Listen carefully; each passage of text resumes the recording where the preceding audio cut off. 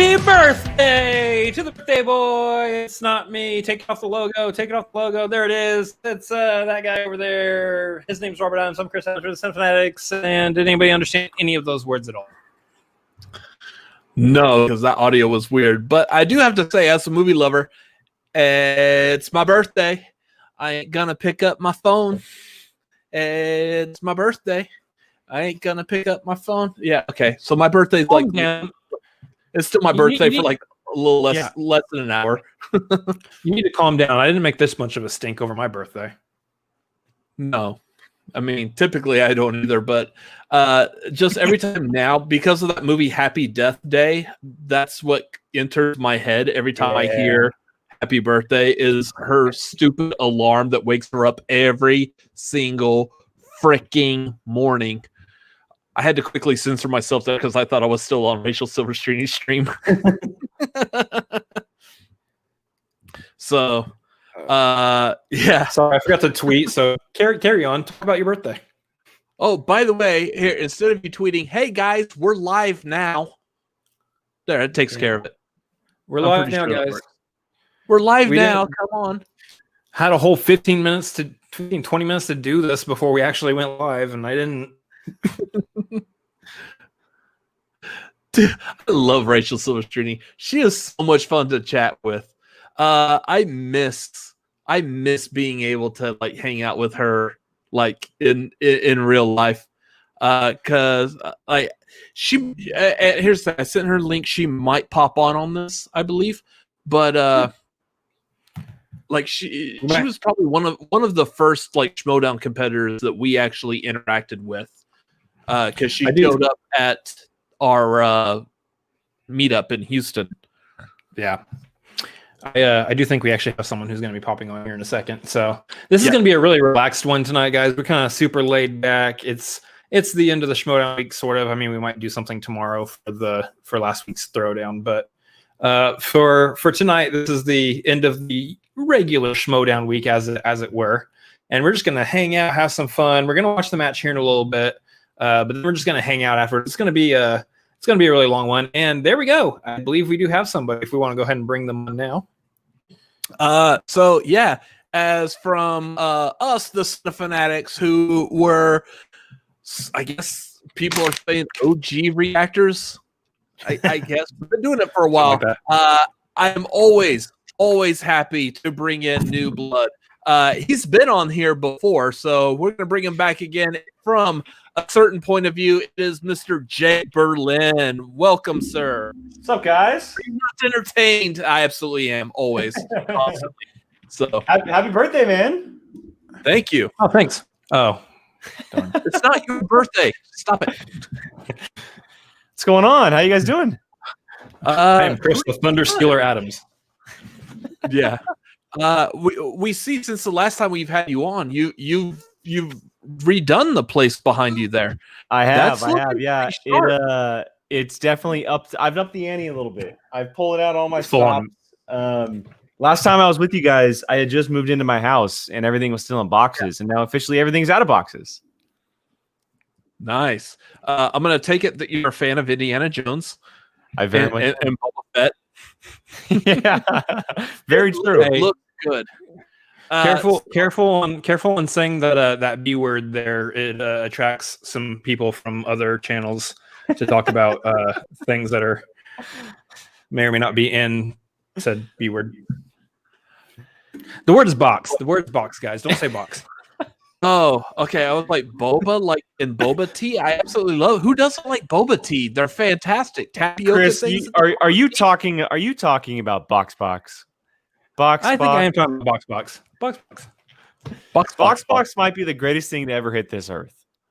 Oh my gosh. And I hope PJ you're watching this because it might be. So yeah, as again, y'all have just started in the reactor scene this year, and y'all are putting out such a fine product. It's one of those that like I look at like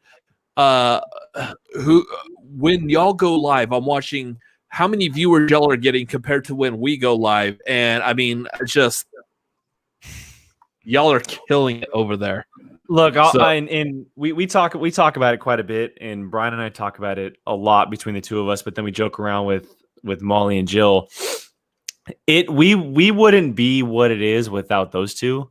And I know that like with Call to Action, they're crushing it, and they have been for years, and they have the leading ladies over there. POV would not be what it is without our ladies.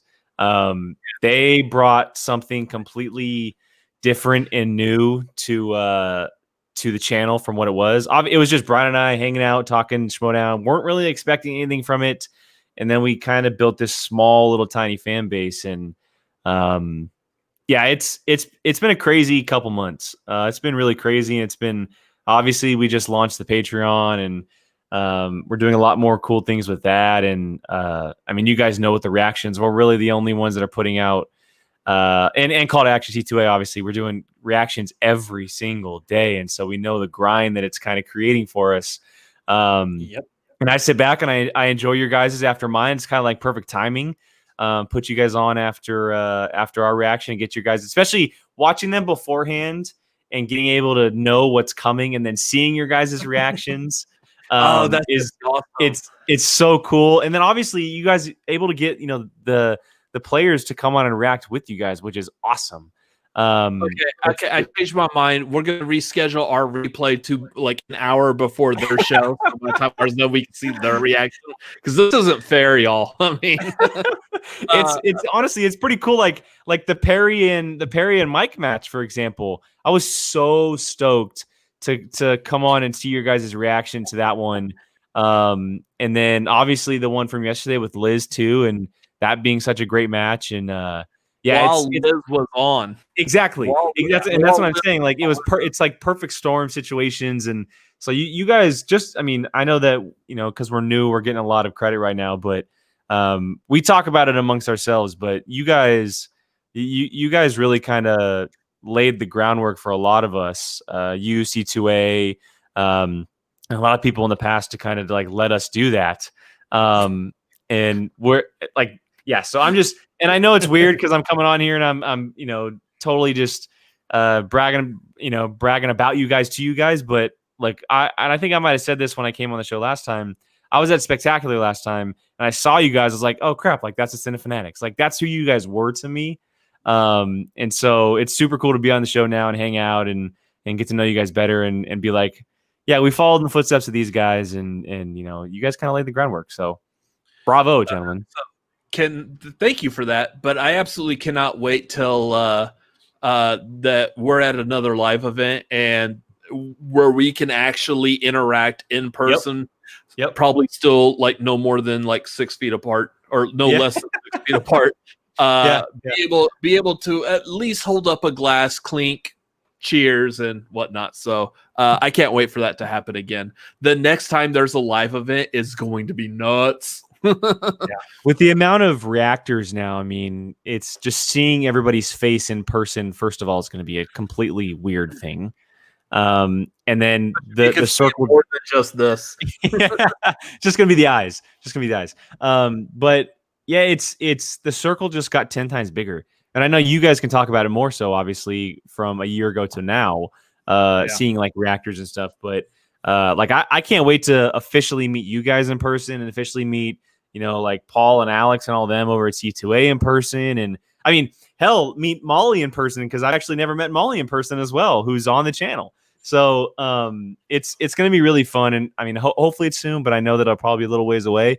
But it's definitely going to be really cool to kind of get the reactions together and hang out and stuff like that. As long as everything goes the way it's supposed to, I imagine at this point, I would imagine the first live event will probably end up being the free-for-all next year. Hopefully. That's a great event to be at. That'll be a good one. Because I think Christian was talking about it on SCN Live briefly. I think he was saying that he's hoping they can get around to doing a live event, say, by like April or May. Cross fingers.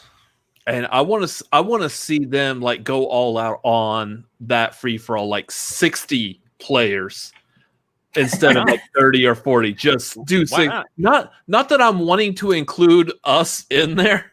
I just want to see like a massive amount of players. That's an event that I don't ever want to see end. And when it does end, I want to be like, oh my God. That's like being starved and going to a buffet and you just eat yourself stupid. Yeah. I don't like, want to see I don't want to see 60 players because I don't want to see Bibiani have to try to break his record.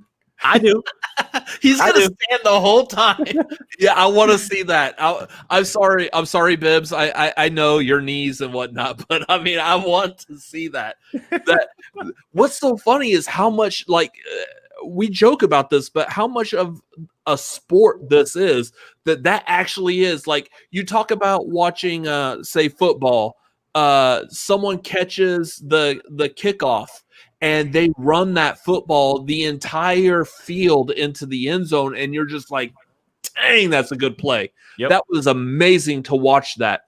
I think that's other than some kind of razzle-dazzle special fumble, interception, something like that. That's probably one of the most dynamic, most awe-inspiring plays you could have in football. Something like that is the equivalent of Bibiani standing the entire time at free-for-all is just completely awe-inspiring. That he sat there, or he didn't sit there. He stood the entire time, the entire free-for-all, beginning to end. Oh, and I want to see him win. I want to see him win at the end of that too. Yeah, because that will be amazing to be a part of. Yeah, I honestly think he's got the crowd support on this next one for sure. Whenever the next one happens. Oh, he definitely had it. Had we had this last one that was supposed to happen, he definitely there was definitely crowd going into that. But so real quick, looking into the chat, talking about the reactors. There was late to the party too, or were they later than you? Late to the party was before us. Late to the party, and then there was. Let's look at the reactor timeline. And before the Battle of Yavin, there was late to the party and take 3. There was take 3, and then there was Dale the Dude with you gotta help me out here. Taylor. One of us. Taylor Robinson, that's right. Yeah. I knew Robinson, I just completely forgot the first name. Y'all gotta forgive me. I've already been on his stream. He's already hitting the juice. Yeah, I gotta ask. I gotta butt in real quick. How was Rachel's stream? How was that? That was a lot of fun. But Rachel is like buddies with us. Like, every time I get any kind of chance, pretty much what Rachel and I talked about throughout that whole hour is exactly what Rachel and I talk about when we're in person. She came to Austin doing a tour with John Leguizamo. What's up, Vernon?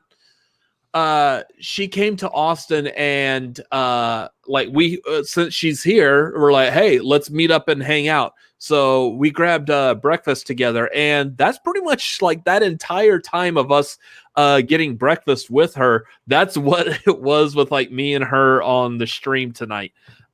It's friends just meeting up, just shooting the word I can't say on this channel, but I could on hers. It's so I love talking to Rachel. She's probably one of my favorite, or at least the person that we probably have one of the most personable connections to out of all the Schmoedown players, competitors. Out of all the Schmoedown people, she's the one that we've probably connected to the most. That's awesome. And probably Eric Rodriguez, Nerd Chronic. Yeah, Eric's a good one. Yeah, we've had Rachel on twice. Brian and I had her on originally with just us when we were starting, and we had her on for 20 to 30 minutes, and then she sat in the queue the entire show and hung out and listened to the show, which is awesome. And then we had her on for Ladies' Night, and she sat in the queue for 3.5 hours and hung out before she was on, and she wasn't on for 2.5 hours into the show. So she was hanging out, watching, sitting in the queue, supporting. And so she's always been one of our favorite guests, and she's such a great person to talk to as well. And she has such great knowledge about things and different knowledge about things. And the movie Musics and Mayhem, I'm new to it, but it's definitely a fun show to kind of hang out to and listen with a little bit of Schmoedown, a lot of other stuff. And so it's definitely a lot of fun. That's cool that you got to be on there, man. That's awesome. Yeah, I definitely want to go back because I definitely want to like do some deep dives into music. Like a lot of it was because it's my birthday, so let's talk about like my experiences and stuff. But I definitely want to go back and like deep dive and like into movies and music some more because those are like my two favorite subjects. We need the stream deck attached to this so we can play that. It's my birthday. You know, they won't. You can't get the Stream Deck to work on the StreamYard format. Everything is named Stream. This is getting really annoying. Stream Deck, StreamYard, Streamlabs. Streamlabs. Speaking of Streamlabs, if y'all have any questions or comments, or it's my birthday, feel free. Over there above my brother's head, streamlabs.com/SonOfFanatics if y'all want to pitch in. We will answer questions and anything else y'all want to say on there.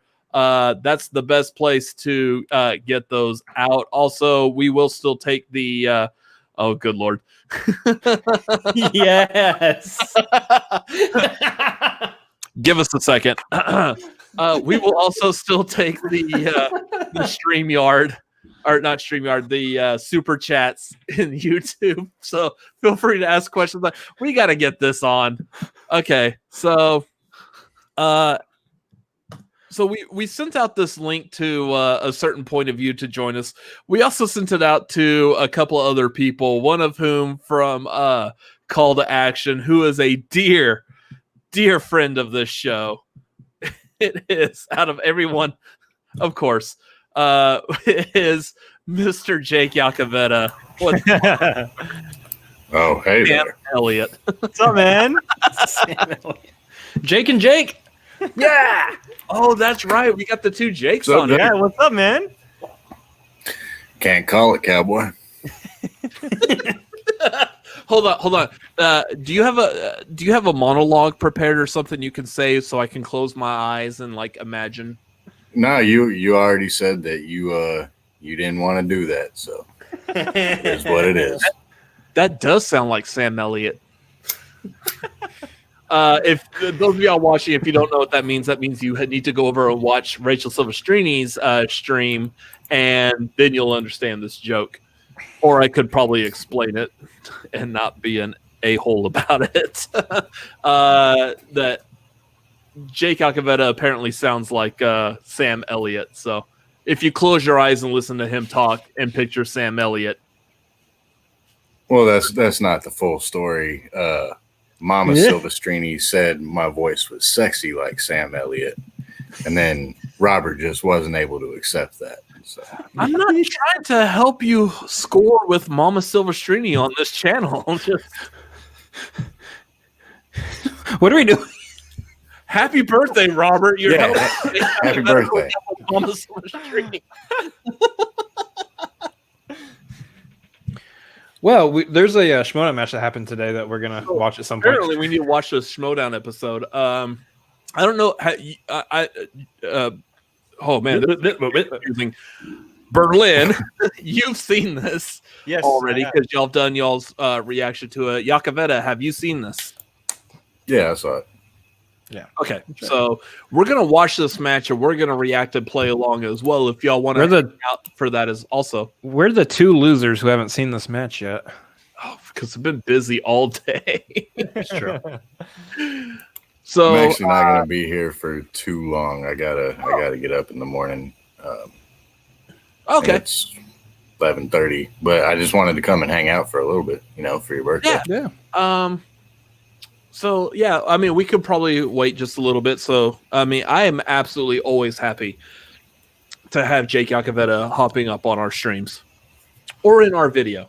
I think you're actually, Or in our apartment. probably our first guest that we've ever had on a reaction when you came to visit us, and your beard was about like this. There was no beard at the time. It was. I had the chin strap. Yeah. Yeah, there wasn't. Yeah. I don't remember. Have you been growing that this entire time, this entire quarantine? Yeah, since the end of March.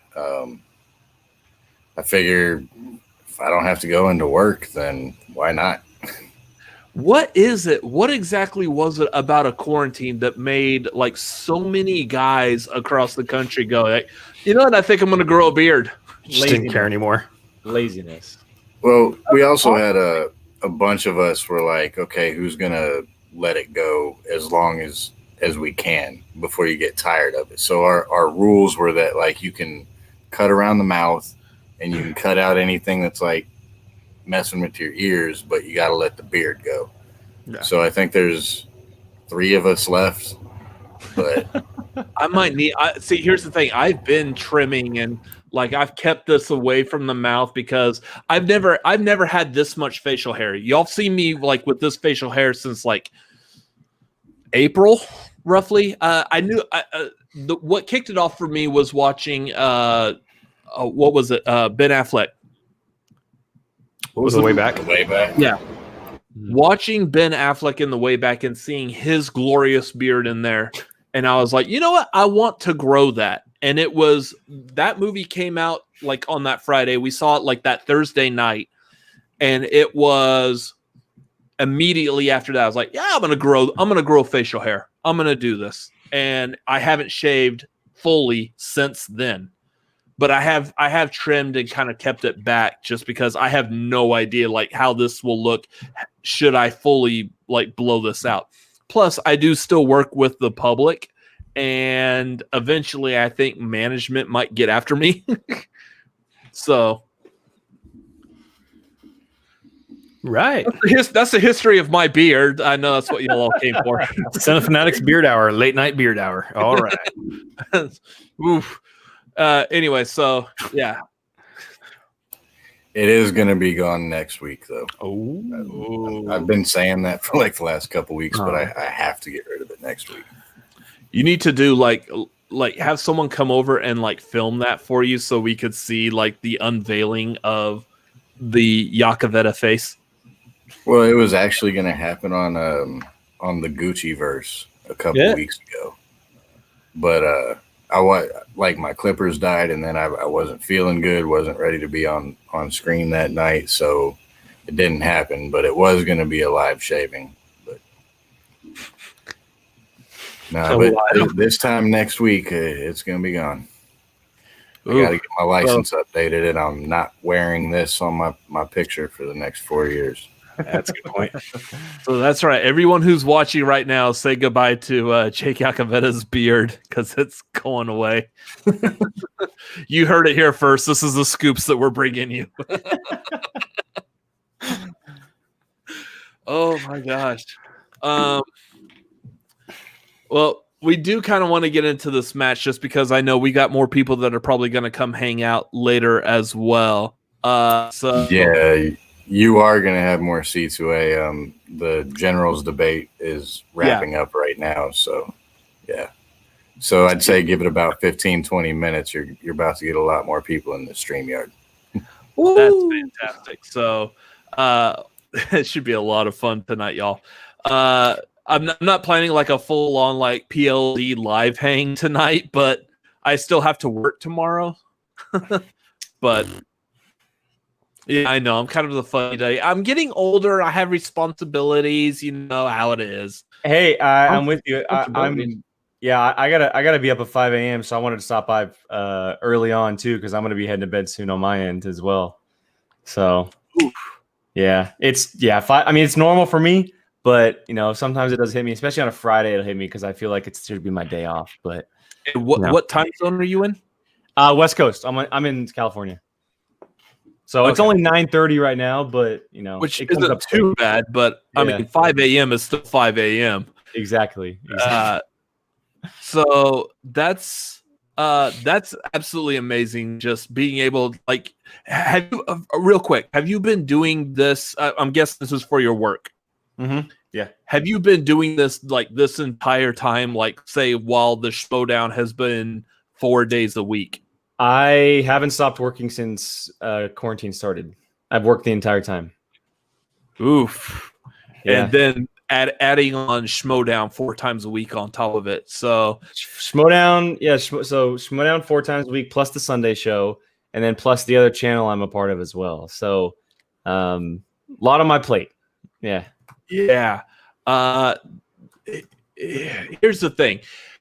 Like, I know y'all are doing 4 times a week with reactions. We're doing 4 times a week. C2A is pretty much keeping up. I don't think C2A is not doing every match. But nah, usually what's been happening is we've been doing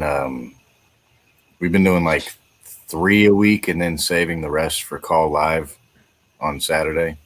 And then we'll break down the others then. Just because, I mean, even with so many of us, that it takes a while to get enough people to get on one, because we all have so many different schedules and we're scattered around everywhere.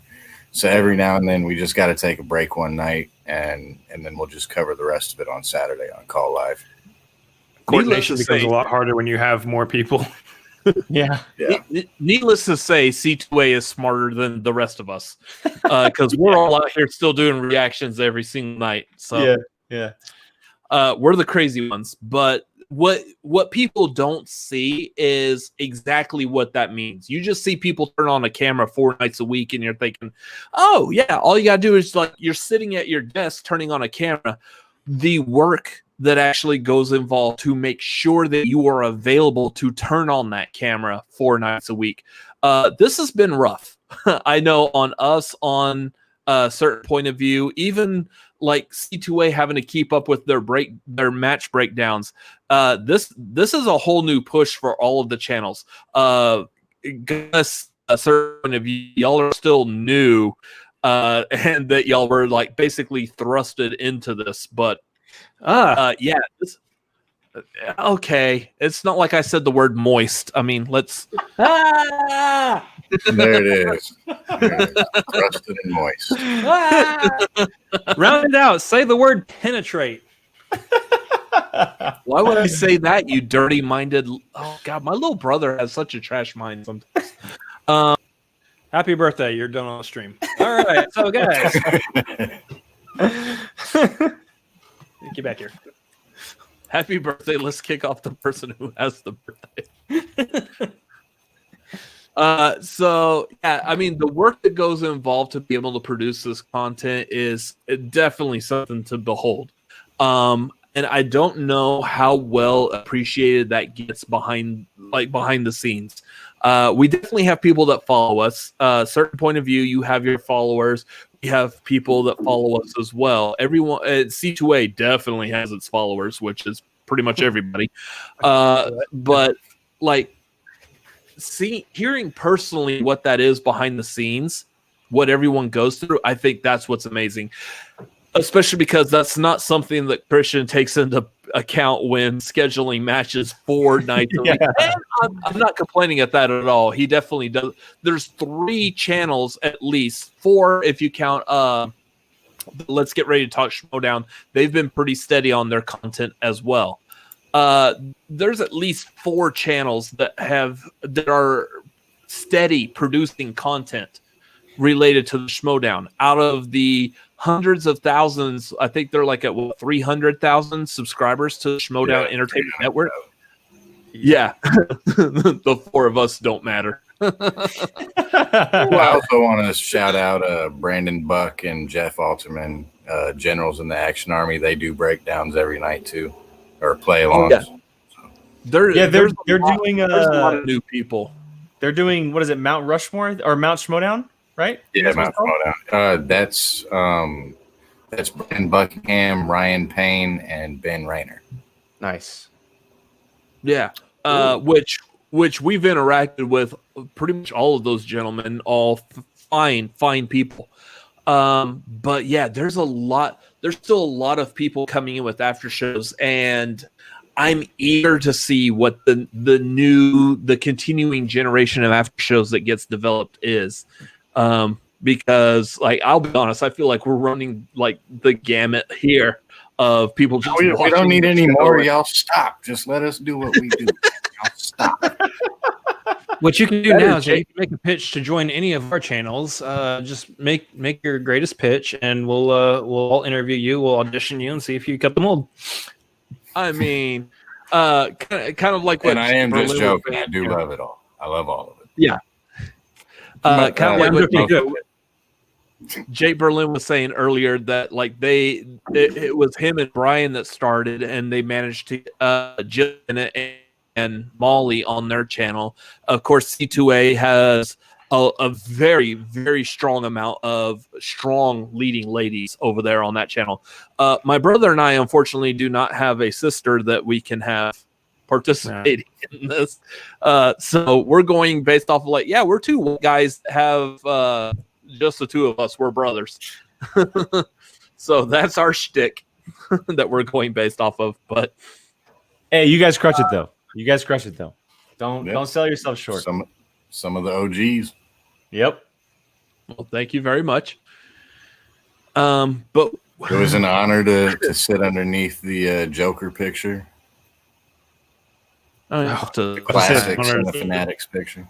I thought you were about to say it's an honor to stand underneath me right now because I'm like, Oh, you see, you make it so hard not to cuss on your show. I try so hard. What's that? What's that mean with that meme with the dude that's like, Yeah.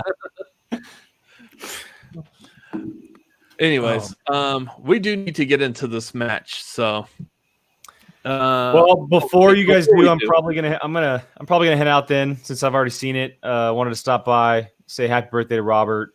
Glad to be on your guys' show again after the reaction earlier this year, and keep killing it, boys. Really, keep killing it. I love watching your guys' show. So thank you.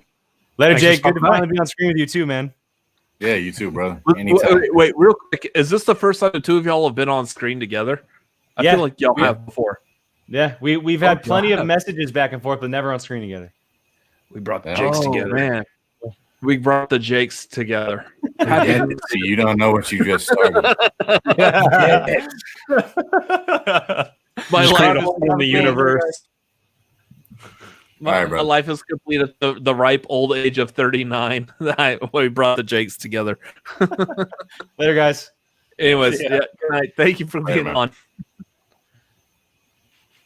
Just created a rift in the space-time continuum. Everything's gonna get Yeah, I sent know. black hole now. Jakeception. The Jakeception. Real quick, I can hang out with we y'all all- for a little bit. Unless you got someone else that I can do. Not yet. So real quick, No. we do have a couple of what was it, Streamlabs? Is it Streamlabs Super Chat? I don't know. Streamlabs. We got Vernon saying happy birthday, Robert. This is for Chris. Absolutely. For those of y'all who don't know, you got the like, this is gonna be awkward. My brother is going through some things due to a car accident. We're that's what we're believing. A couple of years ago, some stuff in his neck got all jacked up, and it's causing like really bad vertigo. Yeah. Every time he does that, you can hear like everything pop, and it's really, really weird. So unfortunately, now it's been a couple of years. It's causing a like really bad, pretty much what headaches every morning.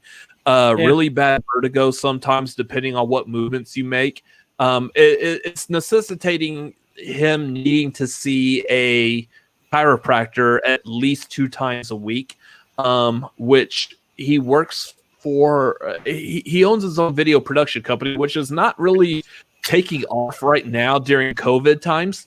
Nope. And to make ends meet, he does grocery delivery. A lot of that does not provide medical insurance. So he's unfortunately, because of the way the way insurance works or whatever, he's not getting like any kind of a settlement from that accident years ago. So he's having to pay out of pocket to go do these chiropractor visits. We mentioned this on the tagline a couple of weeks ago, but pretty much for right now, I'm still very well employed. I can easily afford my bills and whatnot, but this is something that he needs. So a lot of money that we have coming in, like I just want to go to him to be able to cover these chiropractor visits because they're not cheap. And it's essentially, as of right now, that's the long-term solution. So absolutely, Vernon, thank you for that. That is fantastic. Thank you. And then PC also, yeah, PC also donated again. Happy birthday, Adams! 1981, Year of the Rooster. Cheers. Yeah, no, I've heard of this whole Year of the Rooster thing. Know the jokes that come from that.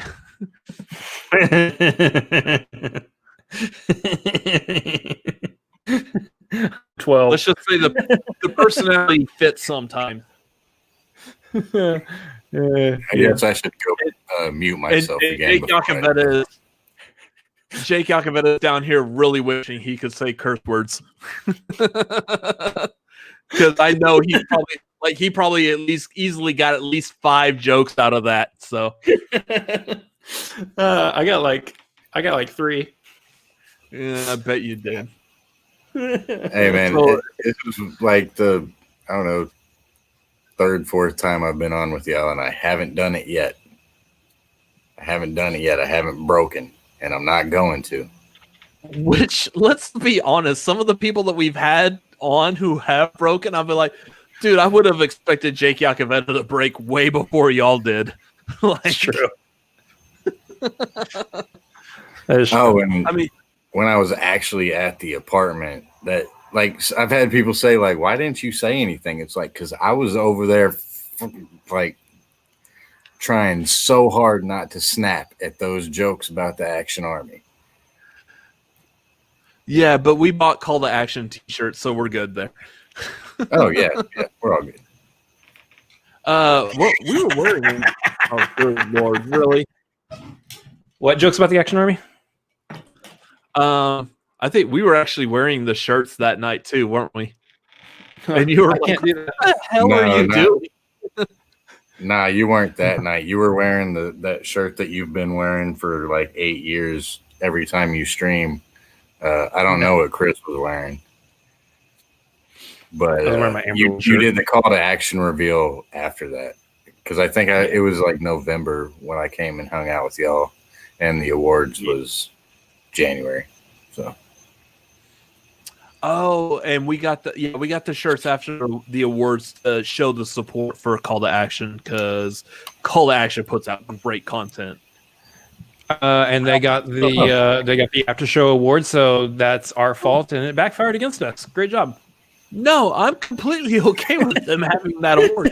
I just want the nomination. I just care about the nomination. I don't care about the award. Here's the thing, like in all honesty, it's not our fault. I was joking. Yeah, you should have been nominated. I definitely will back that. Like for example, Late to the Party was nominated every year, and the Rundown always won. Late to the Party should have won that easily. But the one year where the Rundown was all of a sudden considered not in contention because they're actually Schmoedown affiliated, Late to the Party wasn't doing the reactions anymore. And that I feel like that's going to be something that like maybe later on down the line when we have like maybe a pedestal to put like the after shows on, that might be like almost a Yodi award type of thing, as like fans coming in doing after shows. We call it a lifetime achievement award for Late to the Party. Absolutely. Yeah. The Late to the Party award. The Late to the Party award. That's Oh, that is so good. Oh, that's so good. I gotta. Okay, I'm gonna let Robert know about that one. It does right now. The main question that's out there is for shows like A Certain Point of View or Gucci Verse or Beyond the Schmoedown are shows that feature active competitors as hosts gonna be eligible. Yes. And that's something I thought of before as well, because I mean, there's unfortunately, that takes out a lot of the after shows. A certain point of view is out of contention. Technically, we are out of contention. Now, it depends on what you mean by active competitor. Well, neither one of you are in the league right now. I mean, so I would consider it active. Define being in the league. That's what I say. I would go the one step further, not necessarily active, but if you are like in the draft potentially, if you're a part, if you're someone who could be on the Schmoedown, do you take that into account? The thing, like, for example, one of the things we're seeing the last time Christian on the Facebook page was calling out, like, who's your favorite, like, after shows. There were some people that were saying, like, I don't consider after shows that are run by competitors, which again takes out us, a certain point of view. Then like a lot of like Beyond the Schmoedown is out of there for Andrew and Nikki DeMolanta. There's a lot of them that are out.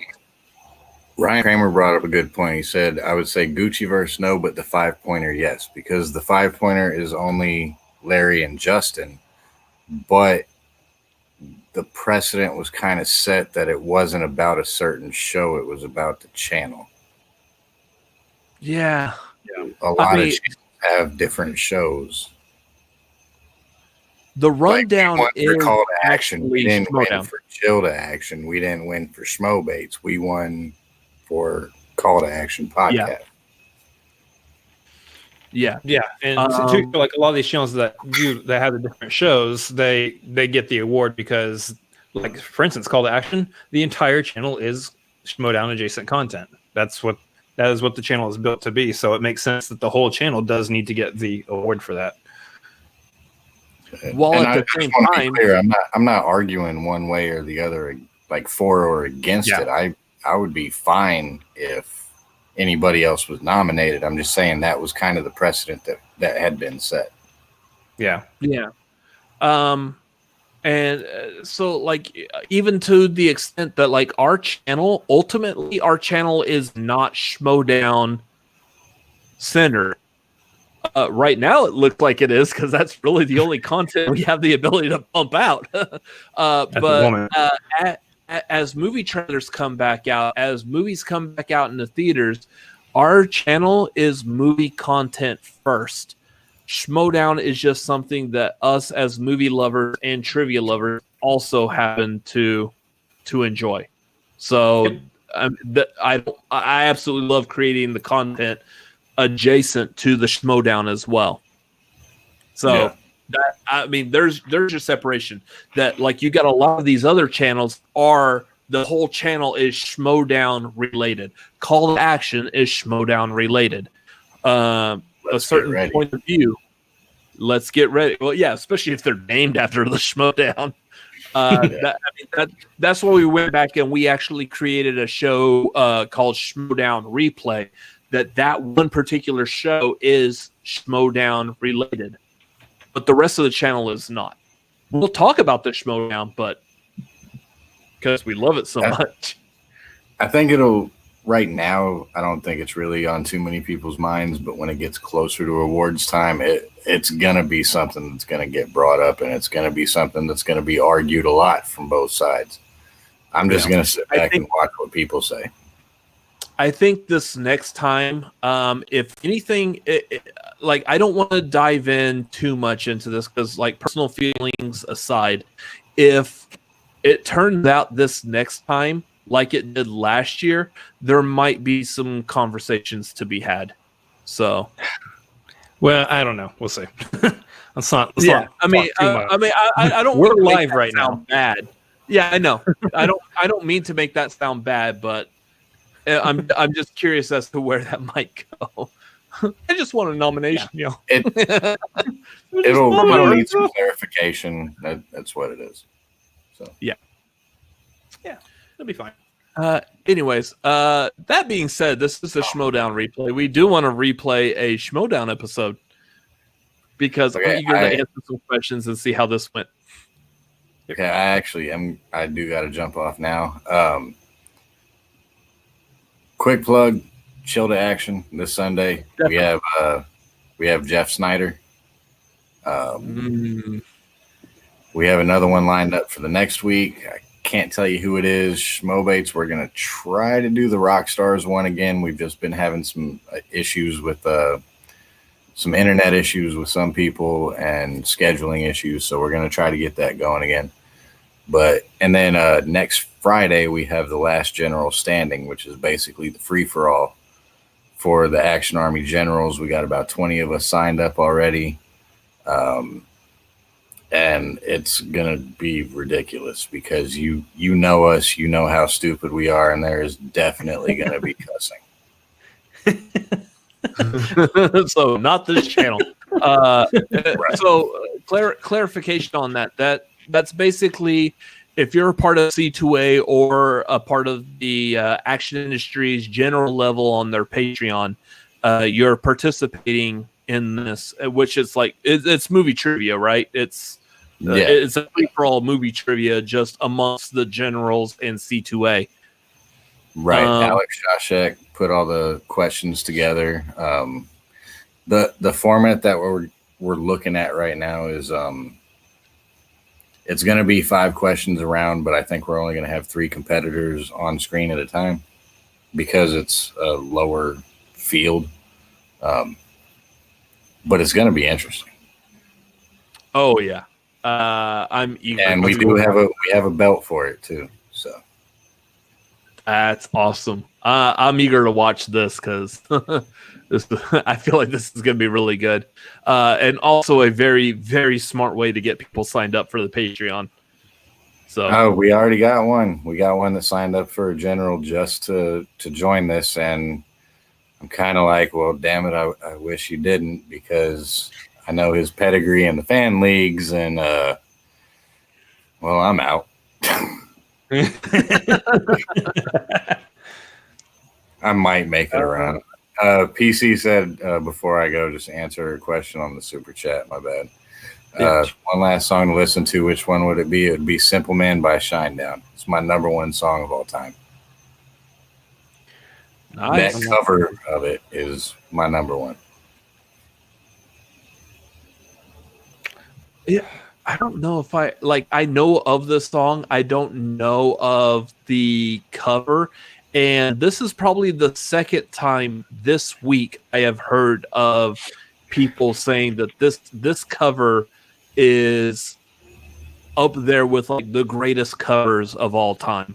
This is up there with like Johnny Cash covering Hurt, Disturbed covering Sound of Silence, like greatest covers ever.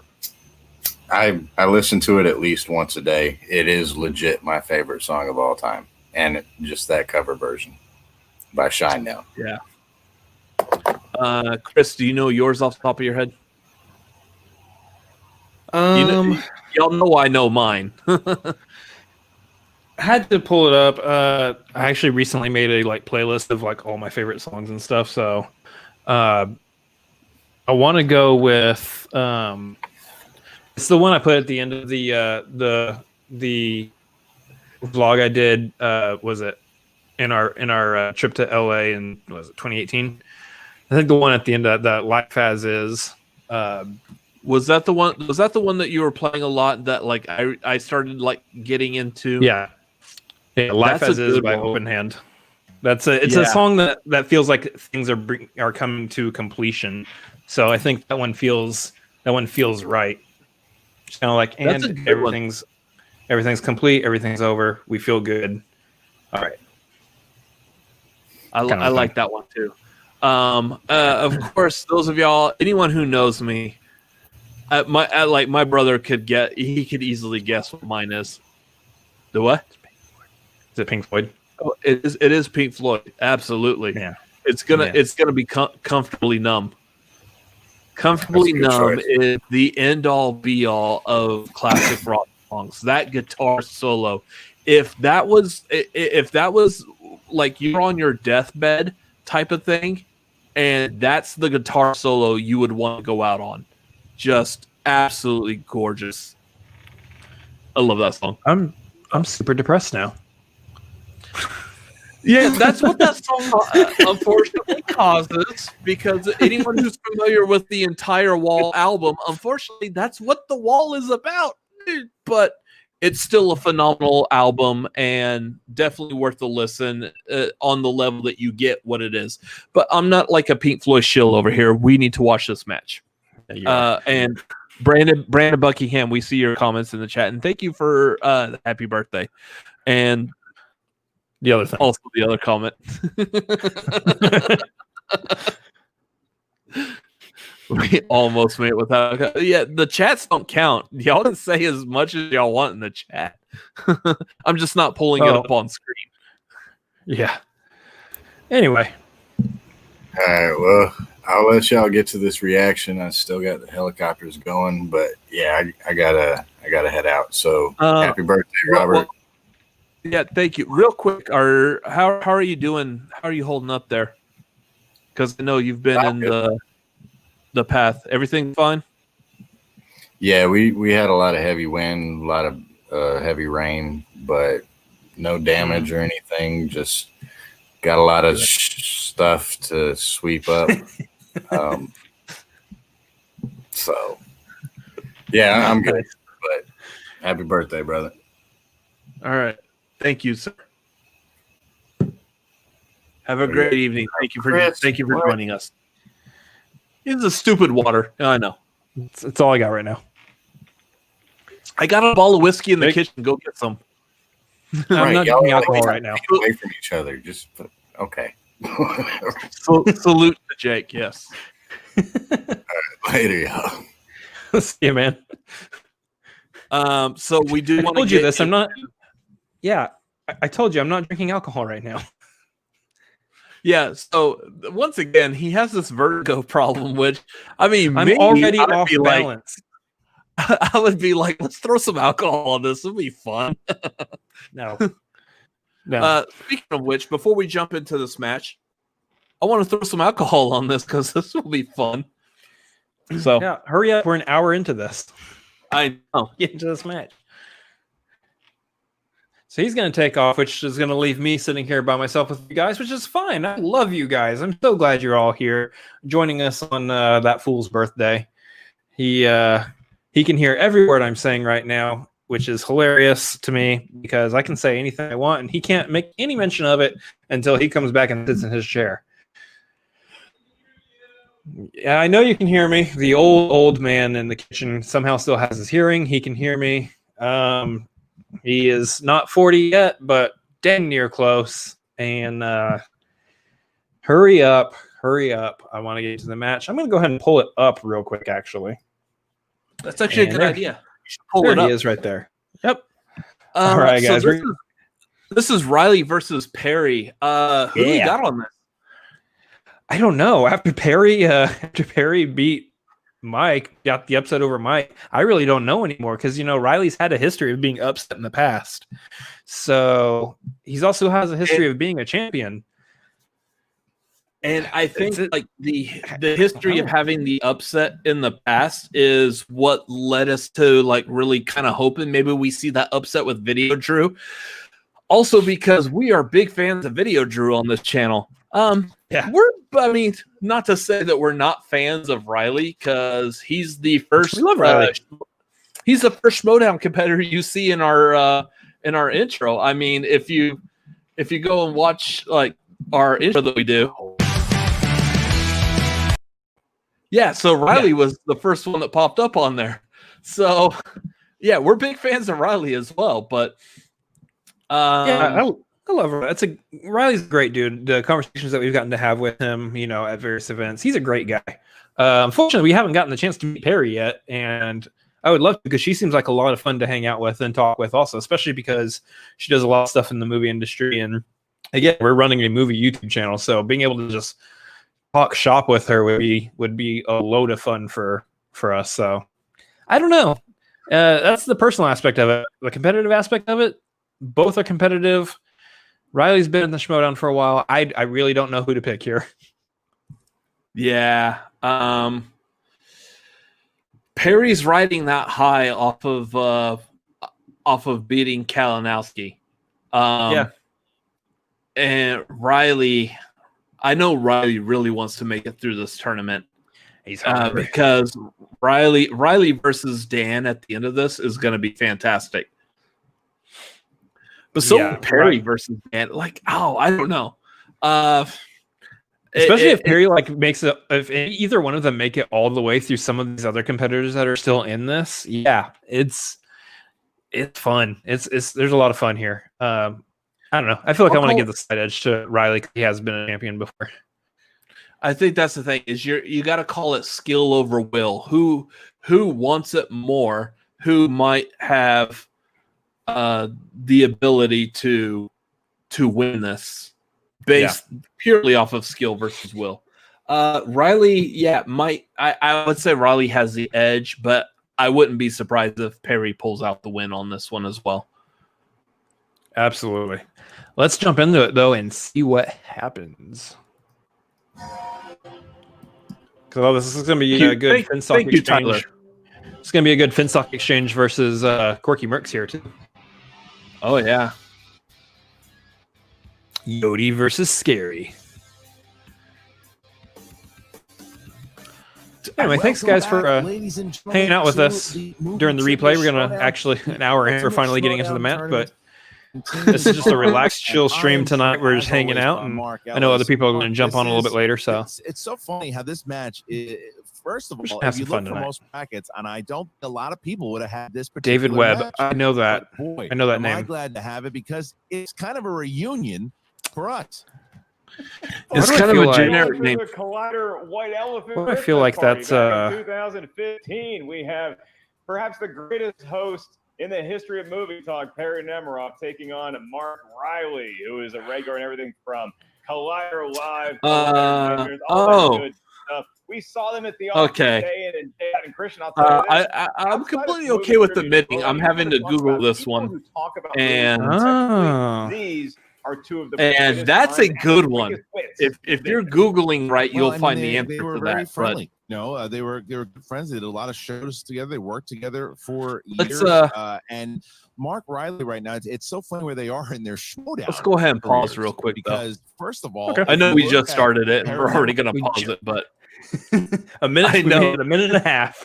We made a minute into it. Oh, that's because we definitely need to be joined by the one, the only, another member of Call to Action. It's PLD. What's up, guys? What's up, sir? Hey, happy birthday, Robert. Good to see you, my friend. How you feeling? Thanks, man. Appreciate it. I'm how am I feeling? I'm still sober. Why? Are you? No, you're not sober. You're not sober. You're bullshitting. I'm sorry. I can't curse on this channel. I forgot. Sorry. Bull crapping you. You're bull crapping me. Yes. Right. That just sounds wrong. You should not be able to say it like it should be illegal to say that phrase that way. Bull crapping.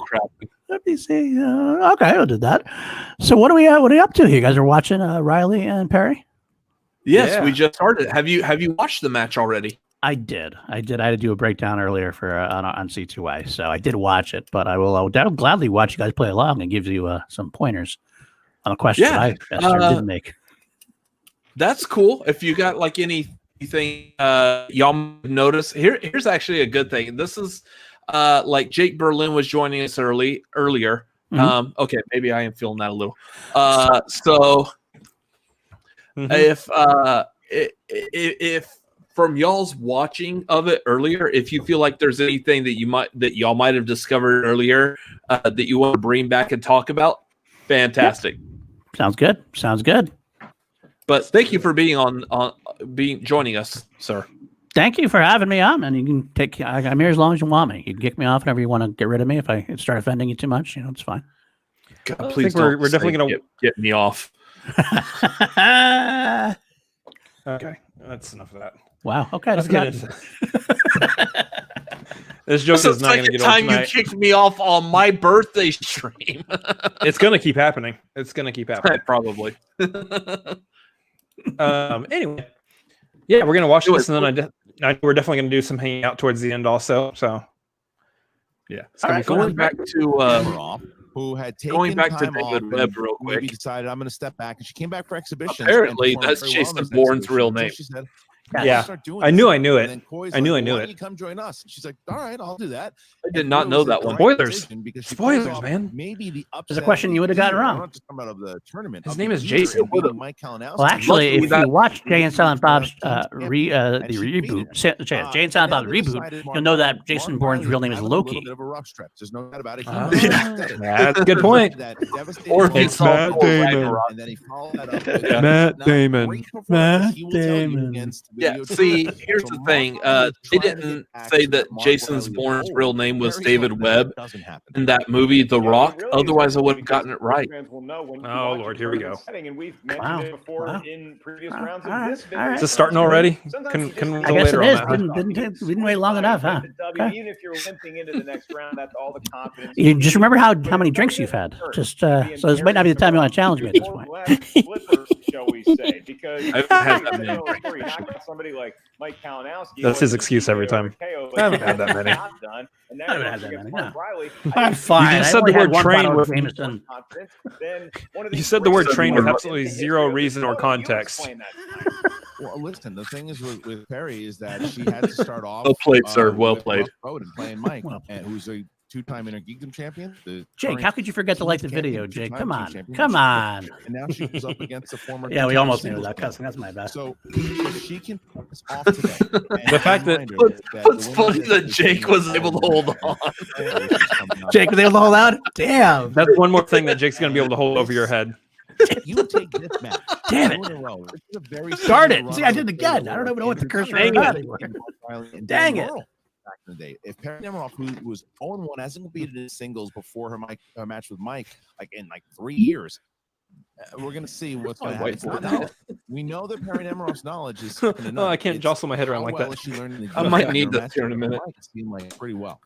Yeah, that's right. And you said. Although if this night keeps going the way it's going, my handwriting on that whiteboard is going to be worse than Roka's. Always at each other's throats, day in, day out, yelling, screaming. Every answer is Jane Fonda for some reason.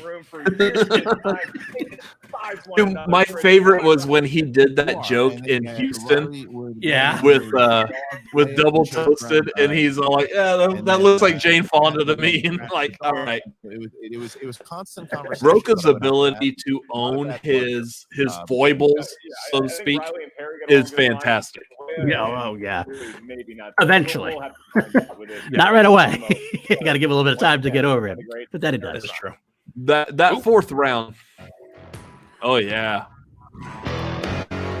Oh, God, I love Get this some love promo. to the promo. It's good.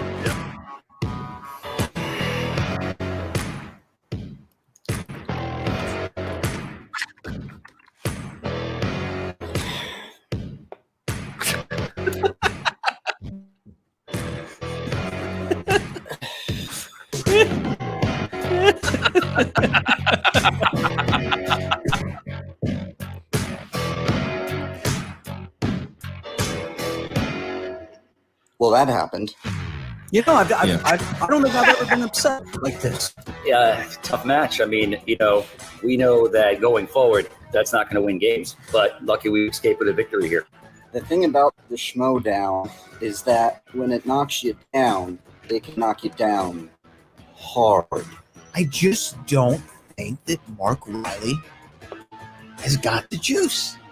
I'll be honest with you, it's not a win. Take it, Brad. but it's not pretty. With Riley, he gets another opportunity here against a former colleague. Little Clyde reunion.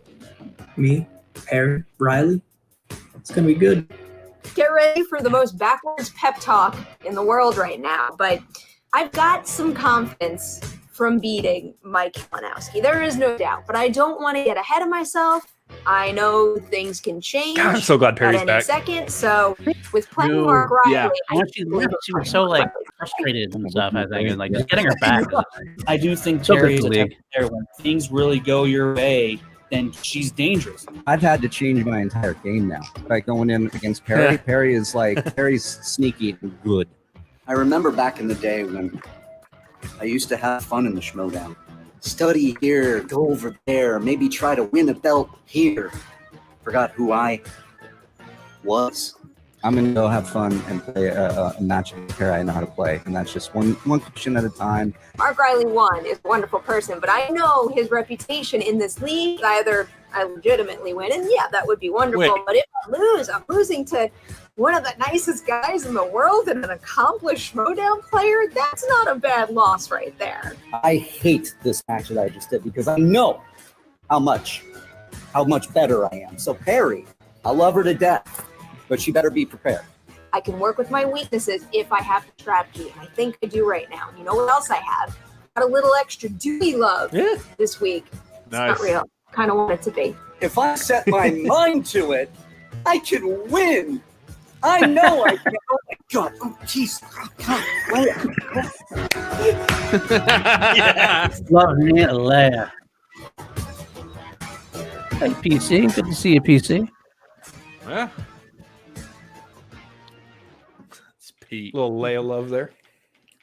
Was I mistaken, or was there a clip from Mark Reilly to get backstage like from this past Tuesday talk to him after that match on this promo? I might have missed it. Like any other player that really liked this thing was Sounds about there right. was. And Yeah, I there think was. they took him to that video Drew match because he still hadn't quite recovered. Oh yeah. Yodi for Chronic. Yeah, I always got to throw that in there. What is happening right now? What is happening? Oh, Jake's got to come in now. Okay. All right. No, Got I to steal just my have- thunder. All right. I was here first, fool. I know you already had just- your time. MFer. I just We're have trying, one guys. We're question for you. I have one question for you, Paul. For me. All right. Yeah. Are you moist from being thrusted into this situation? Let me check. A little bit moist. Okay. just wanted to hit the call back. That's all. I'm out. When we thrust, we get moist. I'm so glad I paused for that. Worth it. Yeah, absolutely. 110%. That was completely worth it without being sponsored by BuzzFeed or visiting restaurants of increasing value. Okay, More YouTube. fun. She's gonna have fun. And I could Perri say that Nemiroff because we've met those guys and they're hilarious. The exact opposite with the help of Fair you enough. look at what Koijandrew is doing right now with the Mercs. Man. All right. So I'm gonna bring in both Koijandrew, Thank you, Rachel. Bobby Finstock. Absolutely, a whole year younger. I am time traveling backwards at this point. You are Benjamin having Button. some run right now. This is you guys have climbed back Jurassic up Koi. there and are doing I get it, 'cause some, Perri. making some moves. So with Perri Nemiroff And notice against that Mark Reilly, the stuff behind him is Jurassic Park I am related happy instead pair of Kevin two-time singles Smith. Well, we Oh, do yeah. not count him out. I know where he is after his recent matches and know where his headspace is, but there's a reason he is Yodi. There's a reason he is regarded where he is in the Schmoedown. So we're not counting him out. I have a lot of respect for Mark as a player, as a man. I really like Mark, and I was popping in and out of Collider for those couple of years too. I liked seeing those dogs cats chase each other all nimbly, but definitely From limb to limb, drinking milk out of Dimbly dimbly. out of a saucer. left the town Yeah. match with. I think Perri played exceptionally well. I think she surprised a lot of people. It wasn't that Mike played badly. You know why I pulled Perri Romeo? played well, and I think that's the really important thing for me with my Mercs is a lot of people counted us out. And since the very first Geekdom match, I said I liked being the underdog. Now we're still the underdog for me getting the Modi. We're still not the top of the totem pole, but now we're not as freaking out, man. Mercs. And You I are So what were freaking your out. predictions? What did you guys have for predictions wise? So I think hard. We have possibly Reilly edging this out, but I mean Yeah. we're leaning more on the skill versus the will is what I was bringing it down to. Genius, and he loves this game. Riley being a And former I'm champion, counting I'm on kind her of giving him the Tiger Woods edge on this esque one, but competitive nature. at the same time, it's. Christian, I I mean, you look at Perri. She did to Mike. It's anyone's game. She could. Riley's been upset before. Perri can upset. So It's a mixture. It's definitely a mixture. I mean, Riley has got the knowledge, but he's been stumbling a little bit. yeah. But not so much as people would like to claim, I think. Like, there's a lot of people running around saying he should be retired and yada, yada, yada. Not there. Yeah. He's just a real relax and I think fun. he's just had Is that the something that situation where he needs to comes from hit your his mentorship, categories. He or hasn't been something hitting that his is a little off the categories, beaten and path so for you, he a hits his competitor categories, and not he's studying got a the fire game. Well, look, I mean, we've been dotting our T's and crossing our I's lately. You know, when we should be crossing our T's and dotting our I's. That's the issue. You know, I feel like this sounds familiar. when he's relaxed. Is he retreading it? He's in the Gucci van, though. That's new. Like he was saying, we had to refocus him again. You know, playing, the video Drew match. I don't know if I want to be in the Gucci van.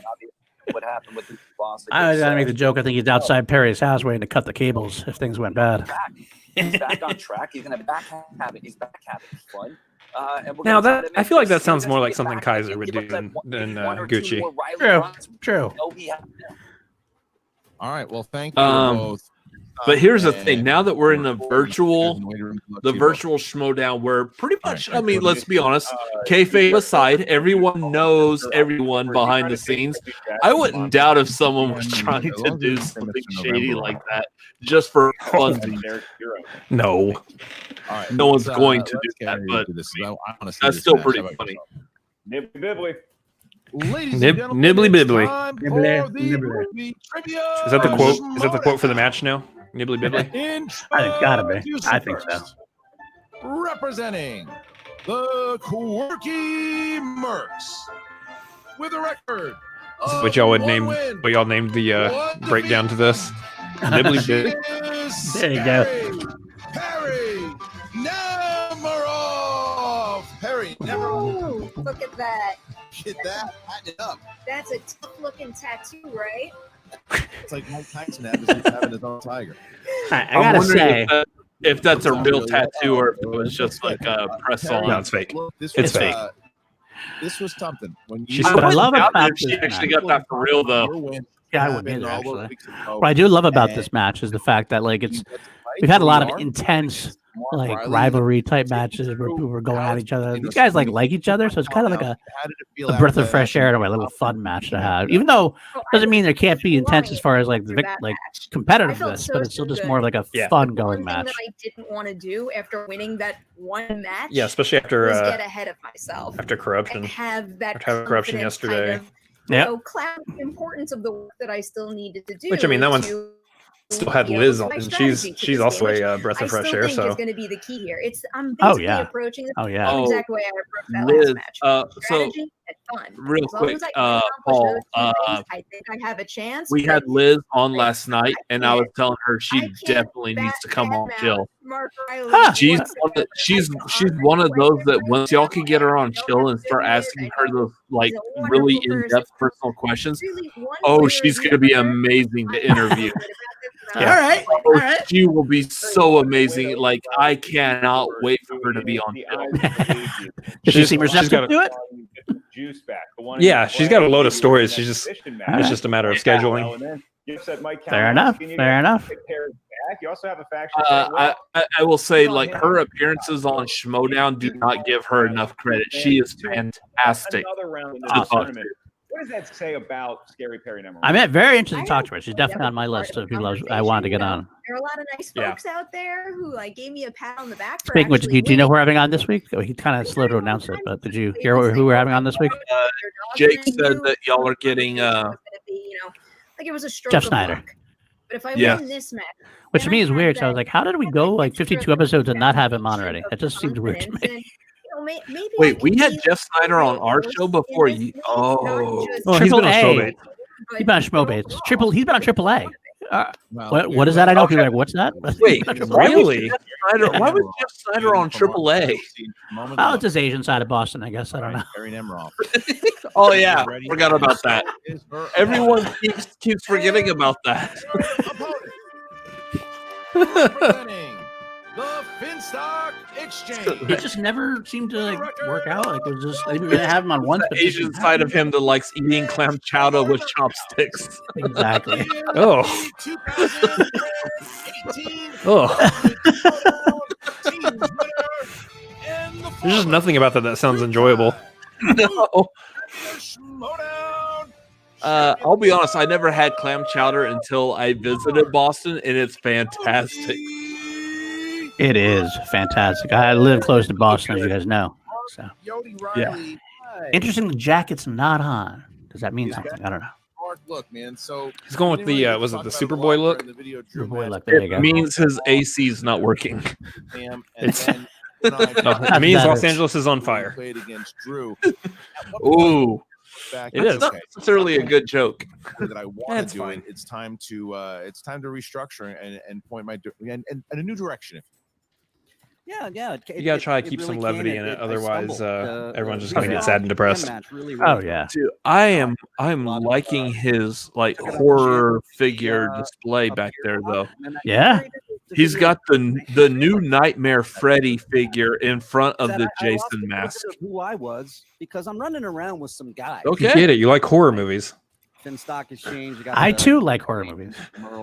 There's nothing wrong with horror movies. I love a good horror movie. Do a lot of prep, and I think that the prep works for me. I just recently got like an Ash figure from NECA.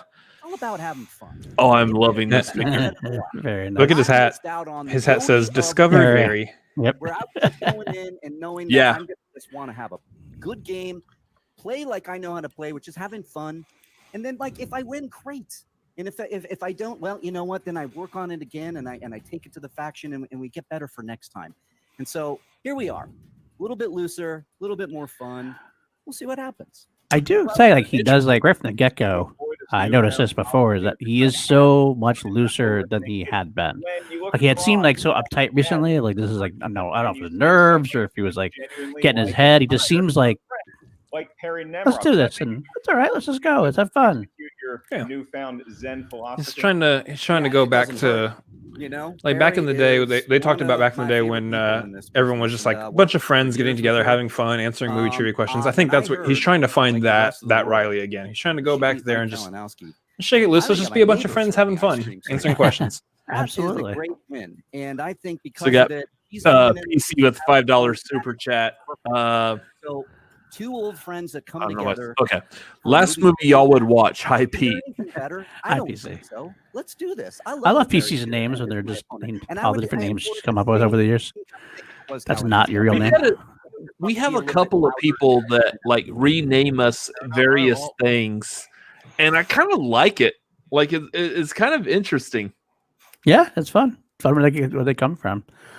Now, what does that question mean, though? Like, that's what we would watch. So, PC asked earlier before you came on, and here's the thing. I actually would like your opinion on this, too, because you're also a music lover. If you guys had only one last song to listen to, which one would it be? No cheating, just one.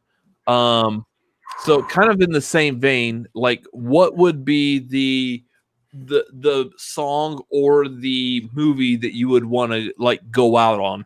Gotcha. Okay. Ooh, that's a tough question. That's a huge question. For me, it's going to be something Queen wise because I have to hear Freddie's voice is the last here. So, that goes without saying. Sorry, I'm putting Gucci on this.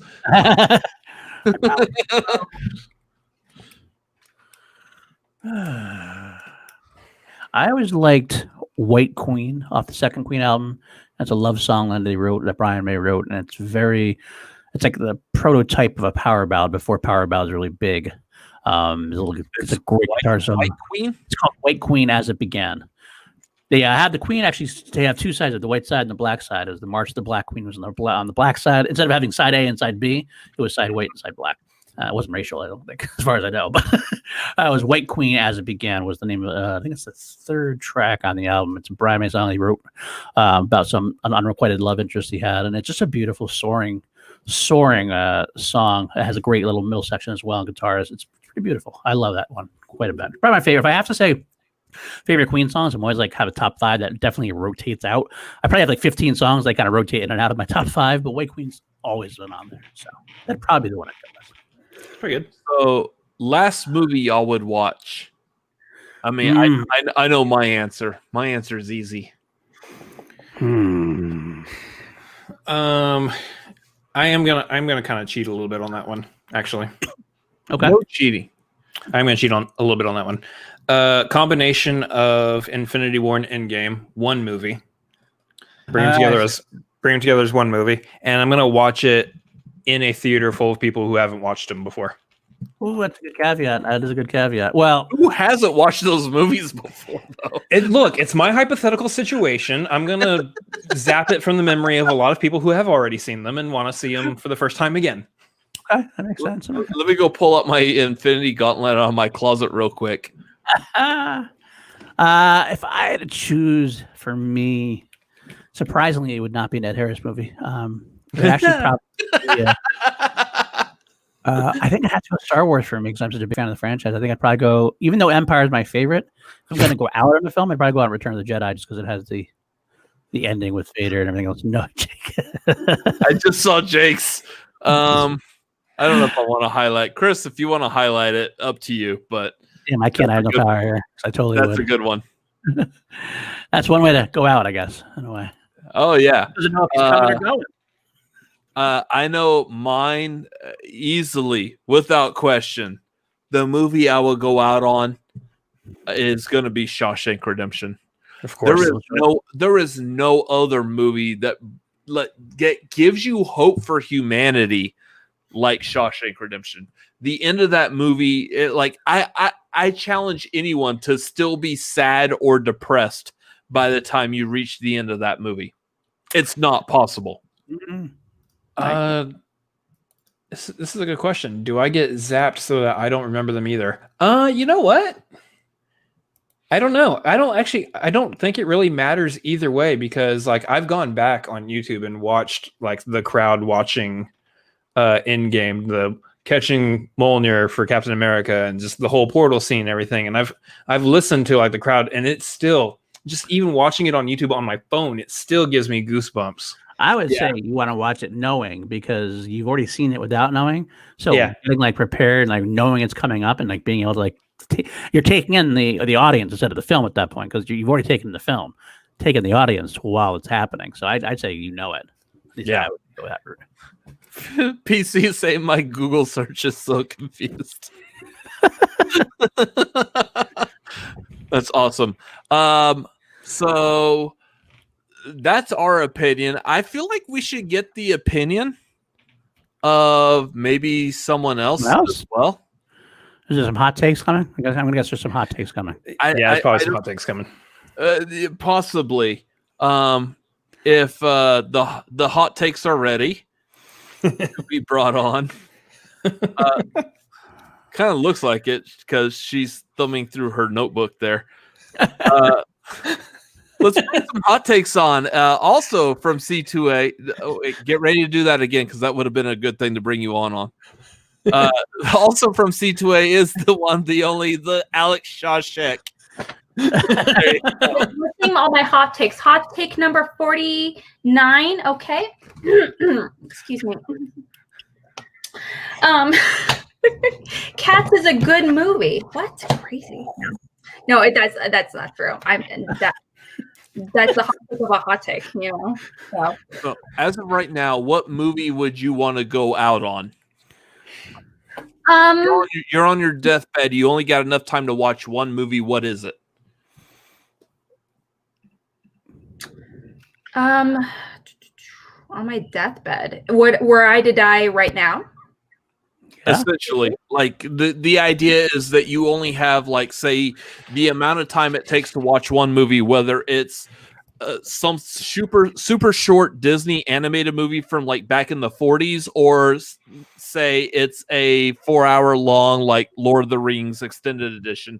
What movie are you watching in the last whatever time it is you have left? Ang Lee's Sense and Sensibility. Ooh. Okay. I love period dramas. Jane Austen movies are Jane Austen adaptations are one of my favorite like hyper specific subgenre. Personally, it's, you know, no matter if it's like on TV, a miniseries, a movie, or whatever it may be, I will watch it. I don't care how awful it is. And but that one in particular is definitely my favorite of all the Jane Austen franchises movies. But also think it's completely underrated. It's a beautiful movie, and it's It just makes my heart flutter. I love it. What can I say? And I had no idea that Ang Lee directed that. Yeah. Nice. That's He won an Oscar. I'm having to pull up the Wikipedia for that. I had no idea that was his movie. So I think the question I have now is, Alex, what can we do to convince you to defect from Call to Action and join the Cinefanatics? Why? Did I do anything in particular that makes me deem worthy of the Cinefanatics? I just like your choice. We like your choice. We like your opinions. And Jake Berlin was telling us that we need a female touch on the show. So we're just going to steal from some other channel. You know what? I'm more than happy to come on anytime. I genuinely love hanging out with you guys. And you guys are...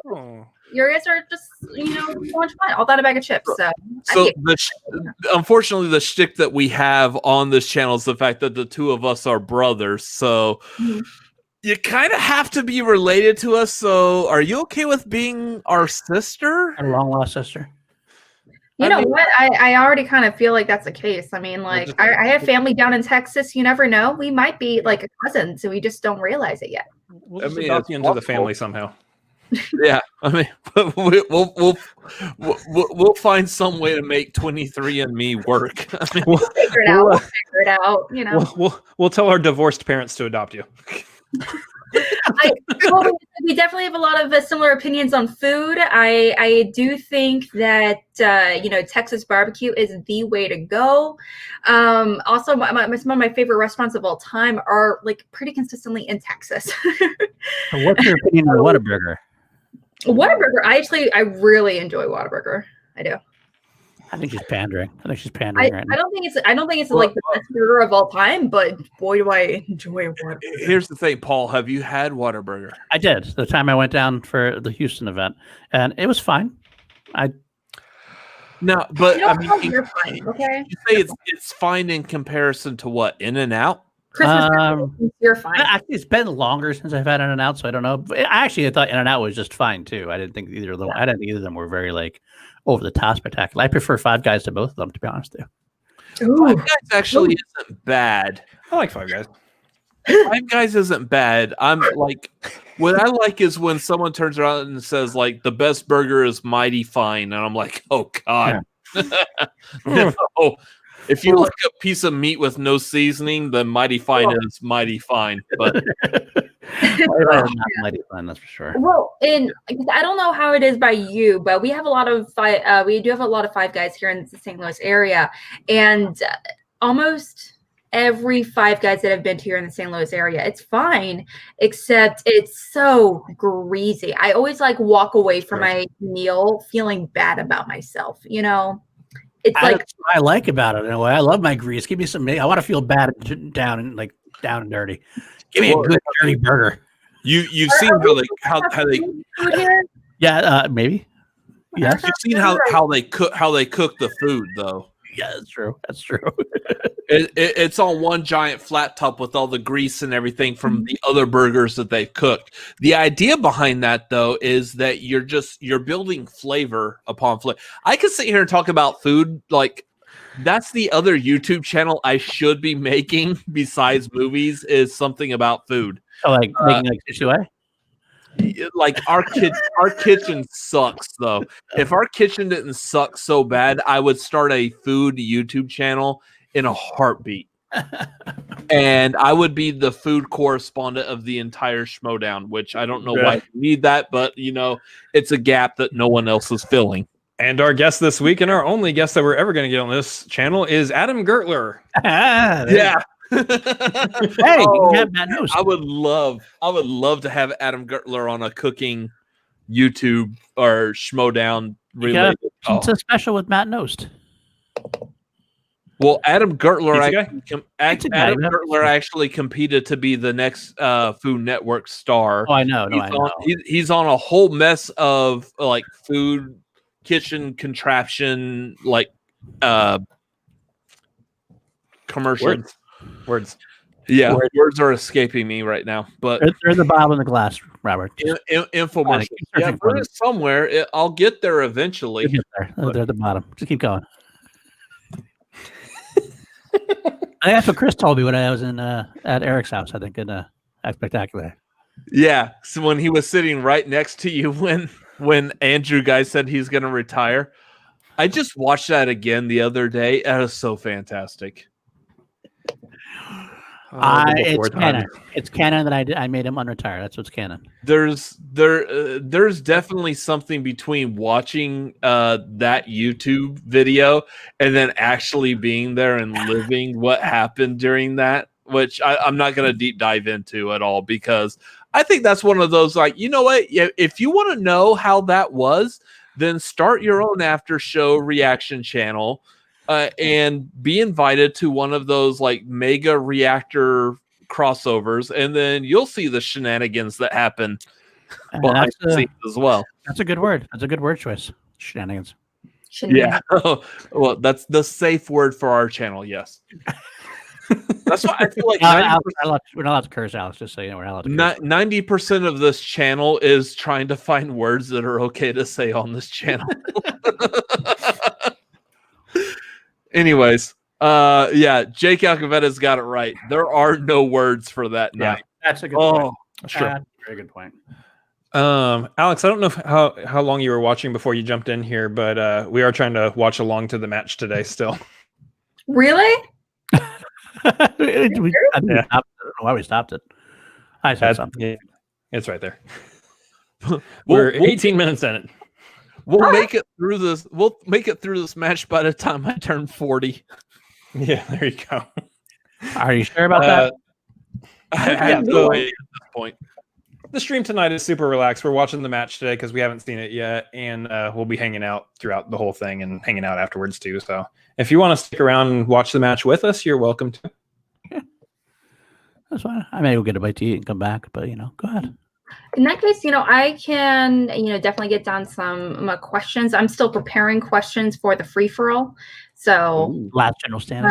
Our little, last general stand. I keep wanting to call it free-for-all because people know right away what I'm talking about when I say free-for-all. But yeah, the last general stand, I'm still, right now I'm at 300 questions and I'm trying to get it to 350. Pretty cool. It's impressive. By the time the day arrives, I'm like, you have 25 competitors now. Is that it? Yeah. I just around have extra questions just in case, though. Me being me. Oh no. I don't think it's like I'm putting together way too many questions, but surprise, it's me. I over prep. Y'all might need to watch it because I might try to scrounge and find an extra $50. I hope you do. I'd love to see that.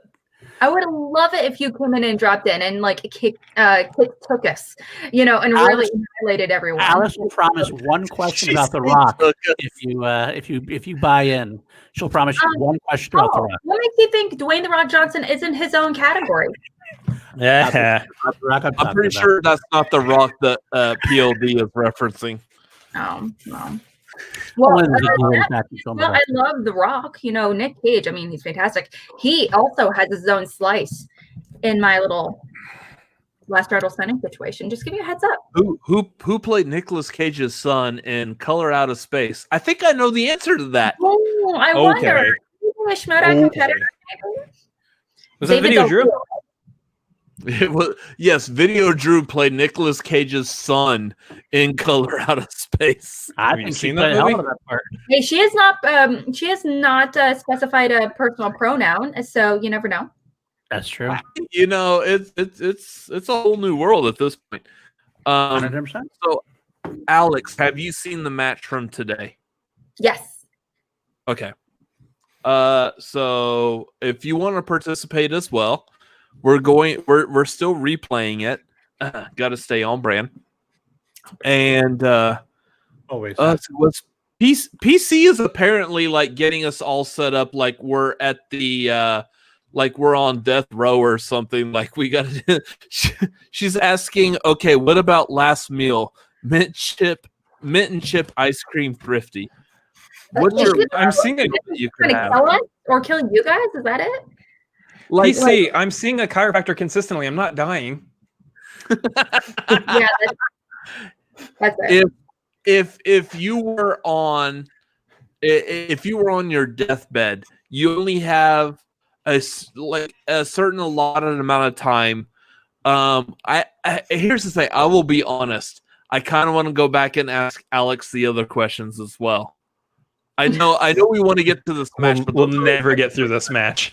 We'll never get through other this match. questions are good. Much like they subject people to this or that on Chill to Action, I kind of want to ask those other questions.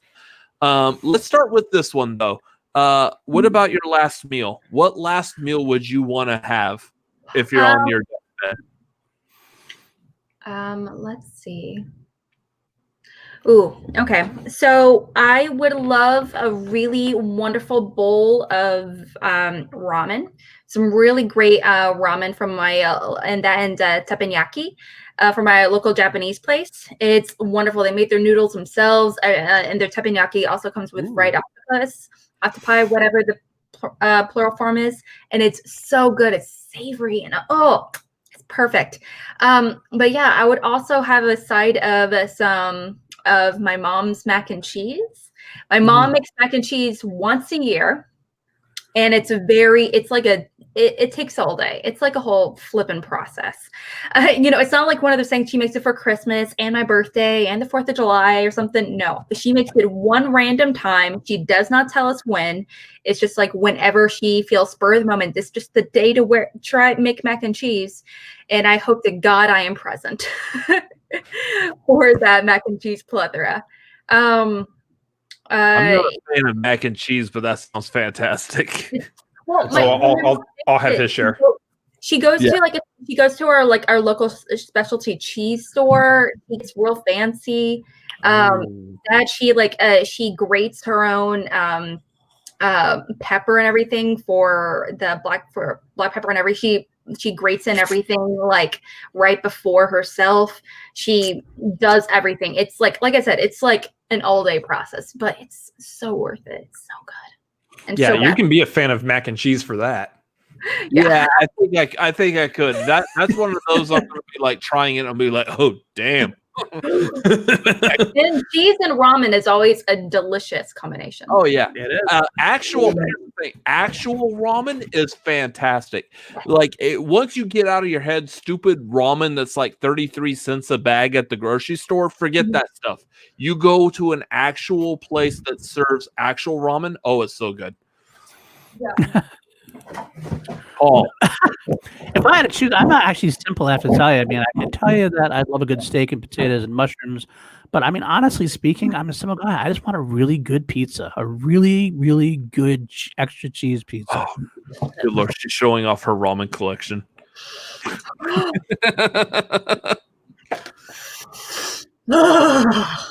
Some of that is actually really good. Like some of that I recognize, and for instant ramen, it's actually really good.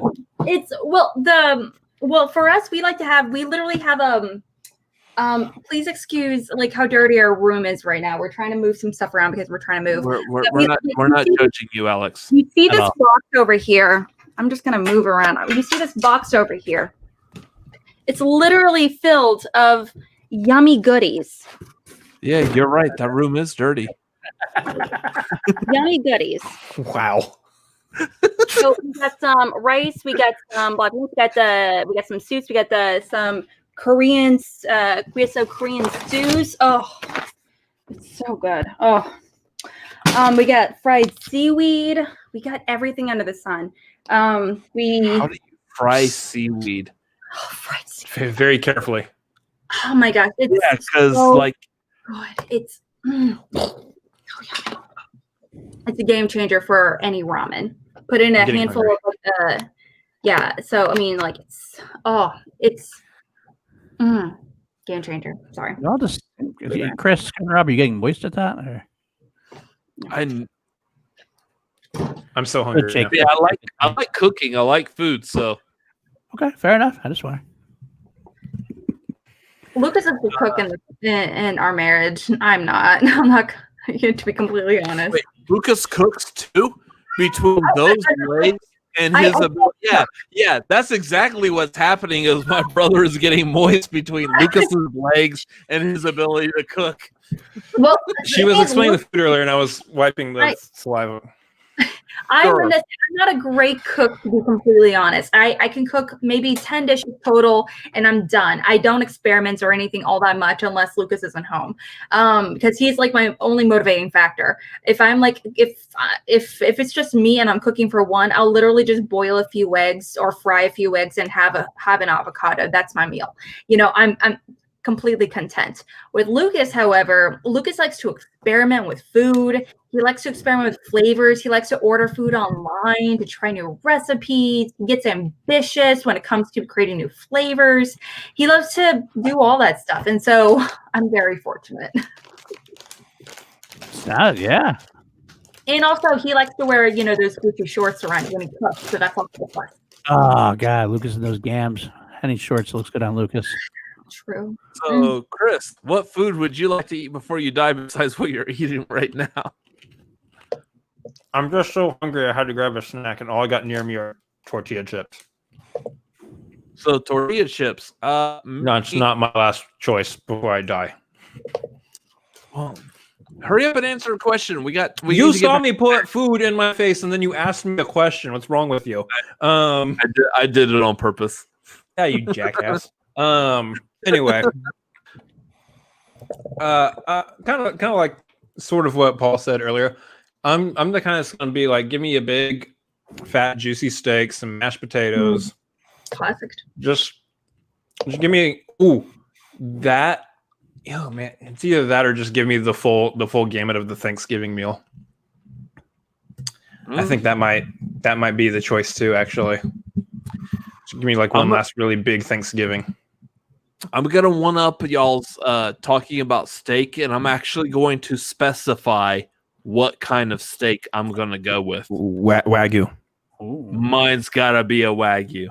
I'm going for the A5 Wagyu. Oh my god! Like I've never had this yet. I've seen it in a plethora of YouTube videos, and I am eager to try it. I want to.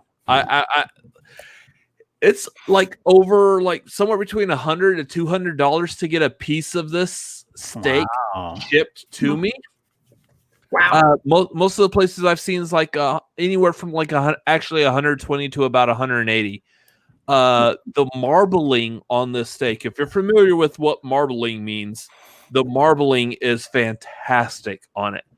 I wish I had a good enough grill to properly cook that on, but luckily I do know how to cook a proper steak in our crappy kitchen. So I feel like I could probably pull it off, but that's what I want. Absolutely, what Vernon is saying. Because of the marbling of that, it does. If you cook it right, it does literally melt in your mouth, and that's the steak I want. Do you like doing Korean barbecue by chance? Yeah, Korean barbecue is really good as well. Especially if you're talking about like, is it Korean that does it usually hibachi style? No, it's Japanese. Typically. That's more Japanese. Okay. But in Korean barbecue, sometimes you have the option of doing it yourself, or at some places they cook and prep it and everything. They bring it out to you. Oh, like you're talking about like where you got like the table with the burner, like where you do it yourself. Yeah. Yes. I want to go to one of those because that looks like the best way to cook the meat, like good high grade meat professionally yourself, if you know how. Vernon's saying, let's go bulgogi. I did enjoy bulgogi when I was in the military. I love it. You know what I do want to throw in there? We're talking about steaks and meats and stuff. There's a great restaurant. I know they probably have them. They obviously have them nationwide. But I've only seen it once in my area. It's called Texas de Brazil. And all it is like you go to the table, you have a card. It's green or red. Yep. And they just come out and they just bring slices of like all sorts of meats. It could be every style of meat. That's a Brazilian churrasca. That is one of the greatest meals I've ever had in my life. You just turn a green card on, you're just gonna get all the meat you could possibly want in your mouth. Yep. They come out with like the meat on swords and they carve it. Like hey, would you like a picanha? And it just comes out, rips it right out, and just starts grilling down, and you just it's beautiful. Your mouth. I have been to a few places here in St. Louis where they have like that Brazilian style because it's so delicious. I always like my first thought though when I think of like a Brazilian restaurant, I just think for a quick second of that scene from the Bridesmaids. Just for a split second. But yeah, here in St. Louis, there's one really good one, like a little bit close to our mall over here. But there's one that's really, really bad, where all the meat is, no matter how amazing it sounds, it's so overcooked. It's so. We're reacting to something. Oh yeah, that's right. It's very true, Jake. Well, we're an hour and 45 minutes in. I haven't hit round one yet, so that's a possibility. Anyway. Oh man, continue, Alex. It's funny, but yeah, I don't mean that to actually interrupt you. Yeah, I know I'm insulted. I'll never come here on again because you did that. Totally. Definitely don't do that over at Speedway at all.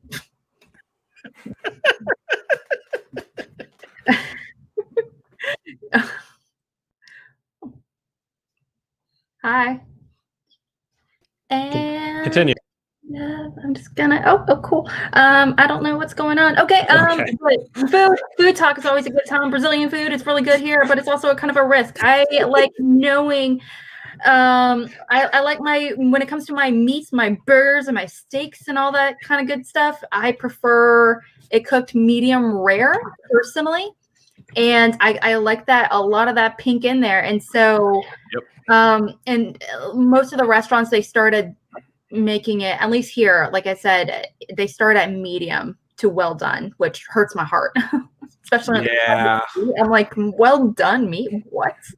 Stop. I can't do well done. It's crunchy and like burnt. Give me that medium rare juiciness just right in your mouth. That would not survive here in Texas. It's awful. My mother-in-law, she insists on, no matter, we can go to the fanciest, the nicest. She ordered like an $80 steak once and ordered it well done, where there's nothing in it. And I was just, my heart was breaking. But she also ordered a salmon another time, well done. And we're like, that's. I didn't know you could order salmon like that. Yeah, I know. I was just like, what? What? And then she's like, yeah, it's like you're making sure. Yeah. So I was like, okay. But ew. So good fish. Yeah. We do need to catch up real quick before we get back into the actual match. Jake Iacovetta. Oh my God. Oh, yeah. $100. I guess you got an excuse now. Both of us to be generals for a month and join the standing. I think you should join right now. Oh my gosh, we would love for you to do it. Yes. Yeah.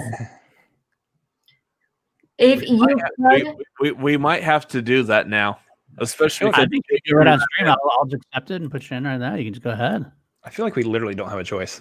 I don't think you have a choice. Jake gave it to you specifically for that. Yeah.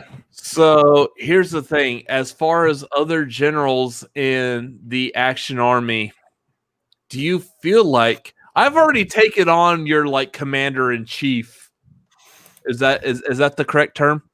I don't know. What do you mean you've taken on our Lord and Savior? Sure. Okay. Yeah. Harrison Ford. He took on Drew. Why is Harrison Ford your commander in chief? I mean, have you not seen Air Force One? Are you kidding me? Air Force One. Yeah, get off my plane. I know. Our Lord and Savior, Andrew Guy. I've already taken him on. Yeah, and you lost. So, whatever. Not to Andrew Guy. He didn't. He lost to Drew McWeeny. He didn't lose to Andrew Guy. Drew was there. Andrew Guy did not know who the female lead in The American President was. I did. Who? Wow. Who? That's actually my favorite Rob Reiner movie. Hot take. I have the general chat open right now, and I'm waiting to put you guys in. So I'm just waiting for the moment. Here's the thing. Like, I actually want to watch that again because I haven't seen it in a while. But yeah, Annette Bening was fantastic in that movie. I love her. To me, that's definitely one of those underrated movies of the 90s in general. I no pun intended. I don't hear anyone talk about that movie like ever. And it's really interesting to see. It's especially because, what's his name? Not Martin Sheen. Shoot, he's on West Wing and with Aaron Sorkin. He's the president in the show. Martin Sheen. Oh, it is. I thought you were confusing me from like that. I thought I was getting my Sheens mixed up. I was like, Charlie's the one who's winning. Tomato Sheen. But he is also fantastic in it as well. And Richard Dreyfuss, what a weenie! I actually really like Richard Dreyfuss only because he plays a person that you absolutely hate. And I also feel like I've seen him in real life before. Robert likes big weenies. Recognize that level of sociopath, Yeah. I apologize. Robert likes big weenies. What? Happy birthday to me. Well, Alice, you just said that Richard Dreyfuss was a weenie. Robert just said he liked Richard Dreyfuss in the movie, so he likes big weenies in the movie. If that's what you're taking from that conversation, feel free. But okay. That's it. Logic A and B. A plus B equals C. Okay, I think my real big actual takeaway, guys, here is that Paul's just really concerned about y'all's weenies, okay? And we just, that's cool and all, Paul. But that's more private, okay? We're streaming live. Richard Dreyfuss, we like Richard Dreyfuss. It's just A plus B. So, former two-time champion this year, PC is saying that we were commenting on the fact that PC is asking us like on your deathbed. She buried her grandmother on her birthday, but she had a good life, which that's the way you want to go out. I mean, I feel like when I pass on, I want people to be like celebrating, not be like, "Hey, he died." So, I mean, fantastic. I'm glad that at least it's a good memory of that. Mm-hmm. And then PC is saying, if you want to cook, you can cook for me anytime. We'll go to Koreatown. I don't know if I can cook Korean perfectly, but I do love to cook. I'm not gonna try to cook Korean food in Koreatown. It's like No. how's a stack up from the joint down the street? We actually used to have a restaurant here in Austin called You Are Cooks, where the middle of the restaurant was all gigantic grills, and the walls were lined by like refrigerator freezers or refrigerators. You would just go and you would select whatever meat you want from the refrigerators, and you would cook it yourself on the grill in the middle. It was fantastic. And it closed down because apparently people don't want to go to a restaurant just to cook their own food. Go pay money to go cook my own food at a restaurant. Yeah, I mean, and it's an experience, Yeah. Whatever. Yeah. I guess, yeah. I know some of us would absolutely have no problem doing that, but yeah, I get it. I mean, there's the experience. I get it to a degree. Yeah. But not me. If I'm going to a restaurant, it's because I want somebody else to make me my food. Yeah. I would say I like going to Korean restaurants where I have the opportunity to do that, just because it's definitely it's like an event when you do it. You're there for a while. You're there for like 2, sometimes 3 hours. You're there with a party. You're never doing it just by yourself. But it's like a whole thing. It's really fun. Yeah, absolutely. There's so much food. So much. It's like you're not just given like an entree. You're given that with like 10 small dishes. You got your scallion pancakes, and you got your kimchi, and you got all the good stuff. Oh my gosh! And I'm not even talking about the shoju. The amount of shoju you consume, it's so good. You gotta tap it, and then you gotta and then you swig it. Yeah. Oh my gosh. Tap it and then you swig it. Yeah, you tap it. Yeah. Oh shoot. Yeah, you tap it on your elbow. It's a Korean thing. Oh, I didn't know. Yeah, you take the thing, and then it kind of creates this little like spinny thing in it. And so it's when you drink it, it kind of creates this like nice texture in your mouth where it's kind of bubbly, but at the same time it's like wonderful. Okay, learn something new every day. Mm-hmm. I'll try that sometime. Never heard. Definitely do it. So have you guys signed up yet? Can I put you in the general chat or what? I got the chat. Your names are in there.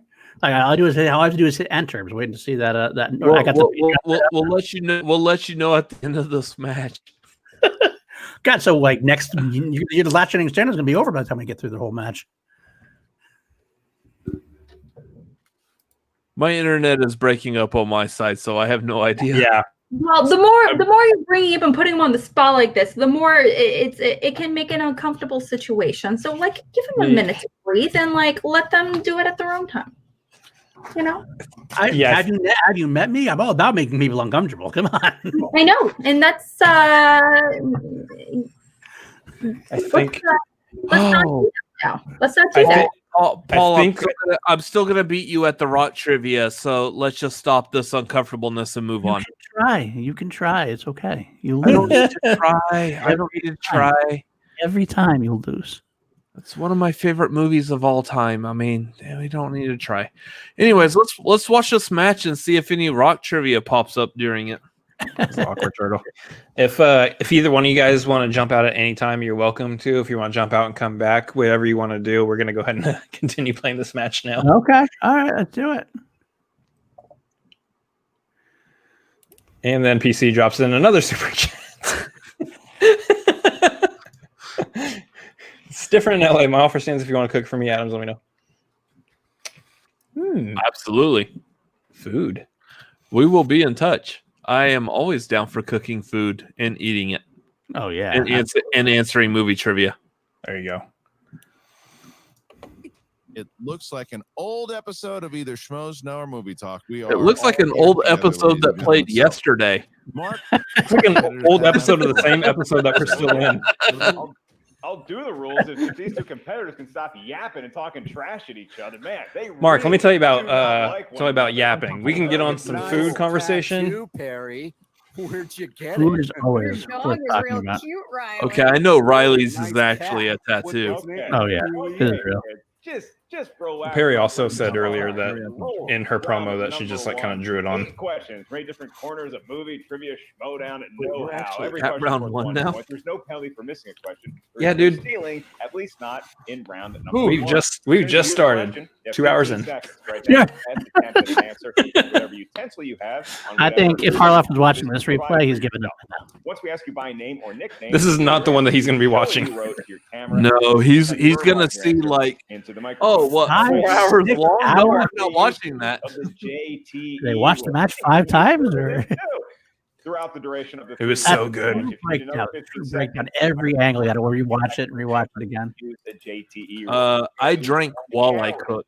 At any point throughout the I match. drink while I do anything. If I'm not drinking while I'm cooking, then the food's not good. Taking place and clearly state the case. Well, that's not necessarily true. Christian, I believe The food will be good. Well, if I'm boiling hot dogs, then yeah. All right, But well, okay. With Reilly. You're boiling hot dog? That's what I'm more concerned about. Boiling I'm hot not dogs? I like eating that. Are you ready? Actually, I'm okay with it. I'm okay with it. Are you fine? I'm fine. I've done both. My mom used to do it back in the day, so I kind of got used to it. Question And I guess though, so when it comes to hot dogs, I just love the texture of that nice crunch when it's seared. In this, So to me, a lot of times it's easy to burn. It's easy to burn a hot dog on a grill. Yeah, it is.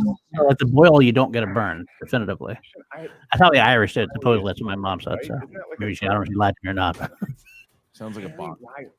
Oh yeah, we're playing along because we haven't seen this. Oh, I got it. I already watched I mean, if y'all have seen it, y'all. 2, 1. I knew this one. Hands up, please. I got right. That's a good one. Shaft. I did very well in round 1. Can't believe I got that shaft. That is correct. I've never seen that. Question number You're damn right. He's a bad mother. Shut your mouth. Shut your mouth on this channel. We won't say that. Talking about that. Crime movies. And your question: in There which you go. Quentin Tarantino film does Nice. the character explain why he doesn't tip waitresses at Oh, I can never spell this word though. Go to tip, Christian. Yeah, a nice meal with Well, I got it. ranch. How much? What's your percentage? 20%. 20.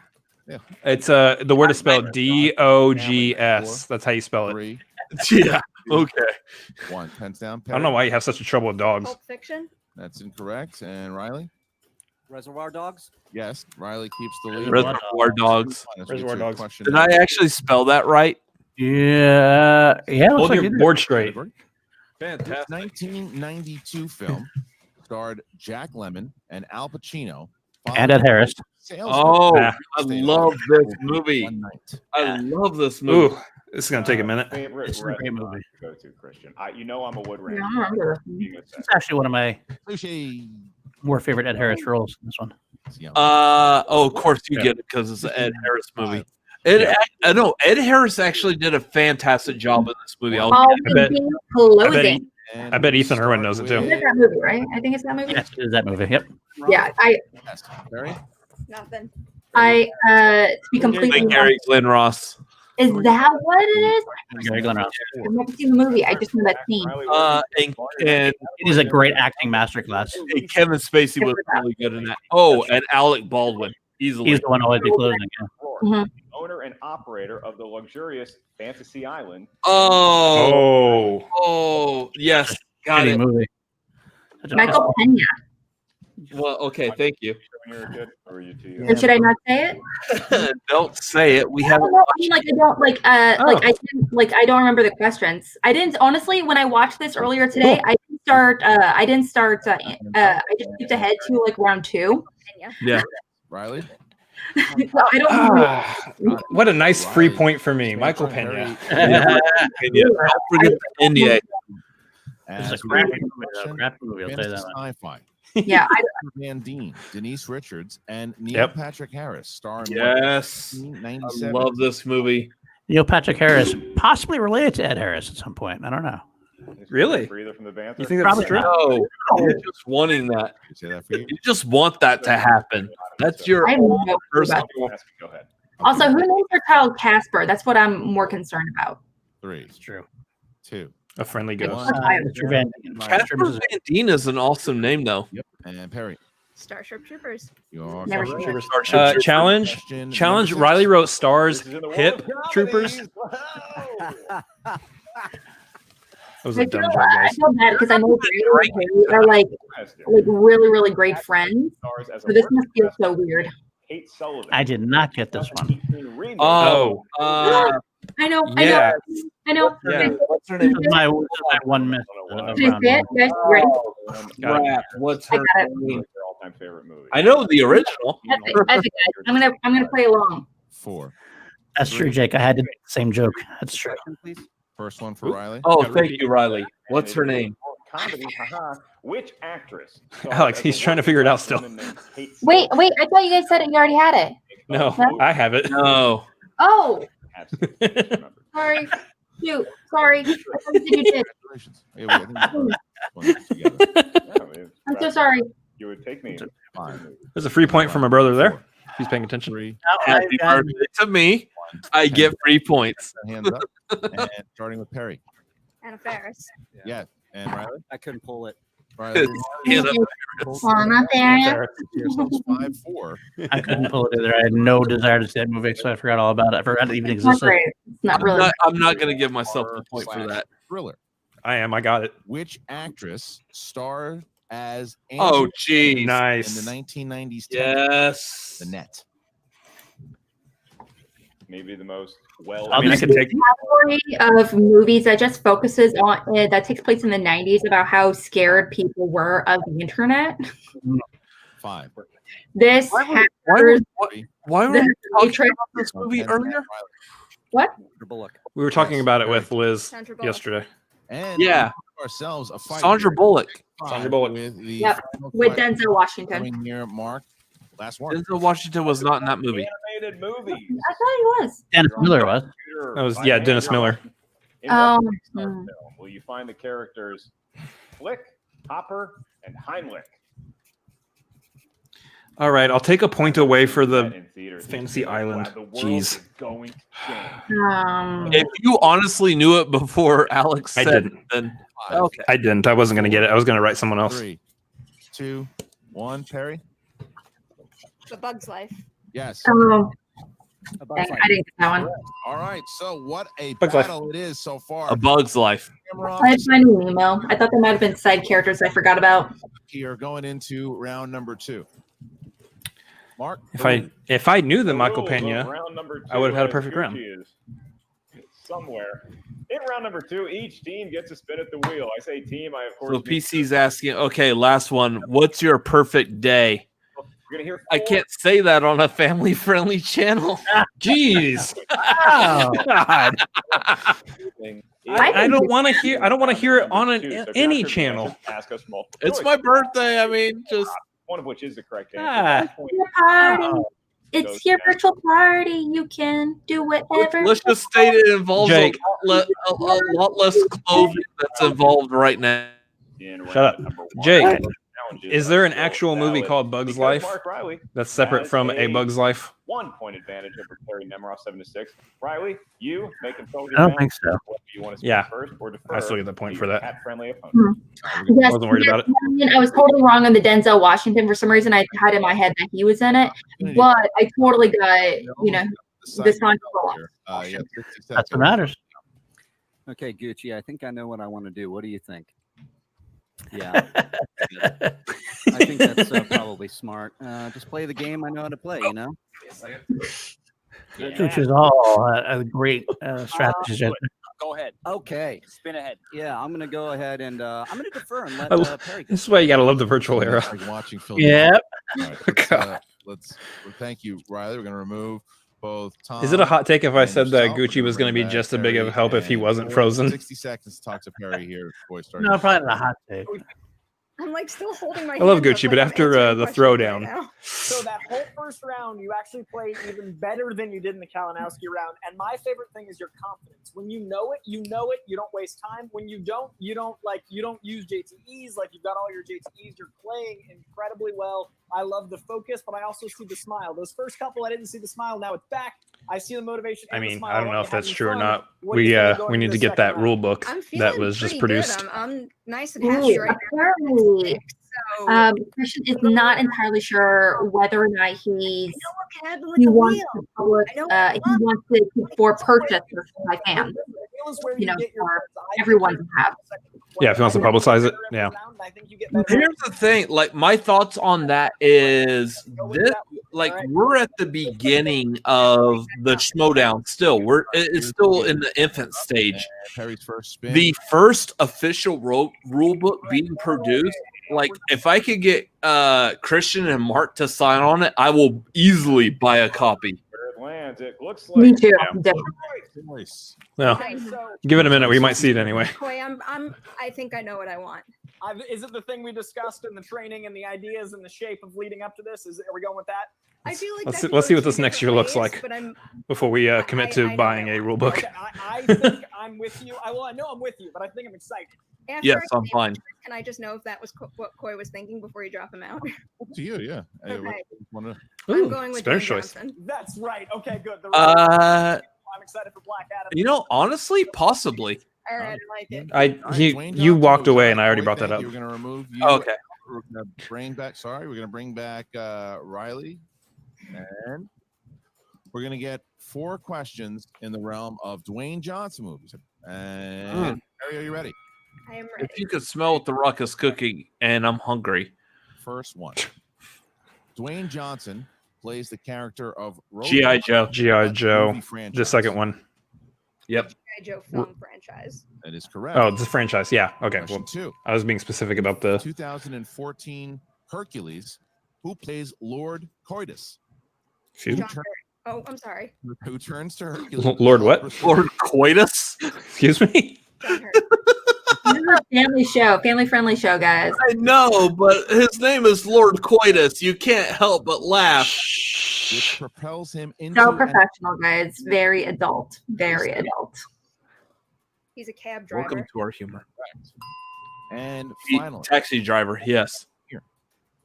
who directed After she Dwayne said, yeah. Johnson in the films San Andreas and Rampage? Shoot. Brad Payton. Perri Yeah. Nemiroff destroying that category, and she's now She's had a lot of 14-7. interviews with Dwayne Johnson lately, maybe. Perfect round. He definitely said coitus. Perri, we're going to remove you, bring back Gucci here, or maybe not.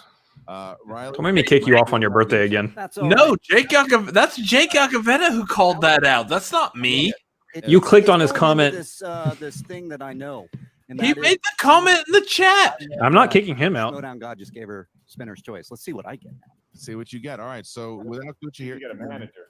Yeah. Yeah, where is the manager? Oh well, he's around somewhere. Good luck to you. Here's the wheel, and here's the spin by Mark Reilly. Christian, it's almost like Riley's more relaxed, not having to deal with Finstock. Are you Thank reading you, that? artist. I mean, Artist. it's like me when I can block him from my phone. Thank you very much for the happy birthday. I appreciate Round it. and round it goes. This is sports movie.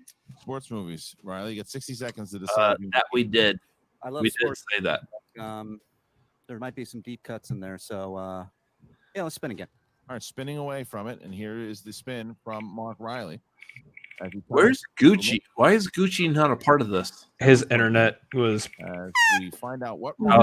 Yeah, it's like really iffy throughout this whole match. Oh, we're gonna get sports anyways. It's forced us. Movies. We're going to remove you for a second, bring you back, and Mark Riley will have 4 questions, Mark, in the realm of sports movies. That's right. And Mark, you did say you like sports movies. Is that true? I do like sports movies a lot.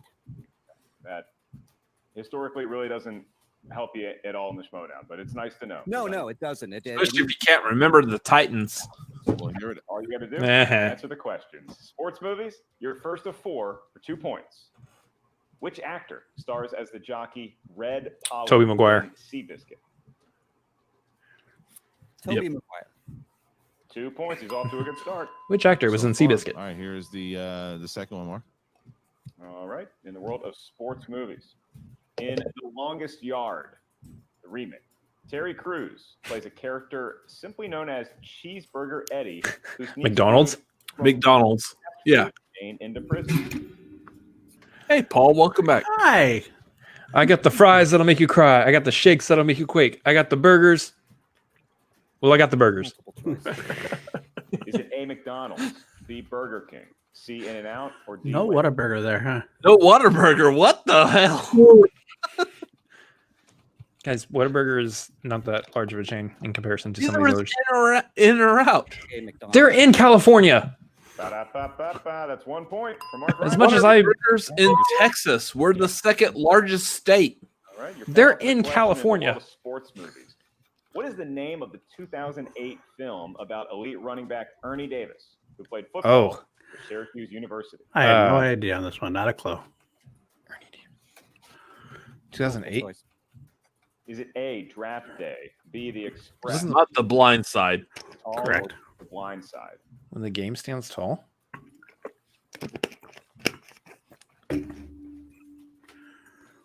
Yeah. Those again, please. First one. Draft Day was the Kevin Costner one. Yeah. Draft Day, Correct. The Express, C, So I When figured might that movie. Tall, It might be when the game stands tall. Ugh, the game stands tall. I can't talk. for another No, point, Christian. you were The talking Express. over whatever the answer was. The Express. Here, in order for Riley It was to the excuse me. Express. Which I makes sure apologize. makes sense because it's a running back. So the Express, the running back, makes sense. You were trying to So talk here over whatever is the the answer question was. Final question for 2 points in the world of sports movies. You'll find the fictional football team of the Washington Sentinels. Oh, The Replacements. film. I love that movie. That's a movie I haven't seen. That's a miss for me.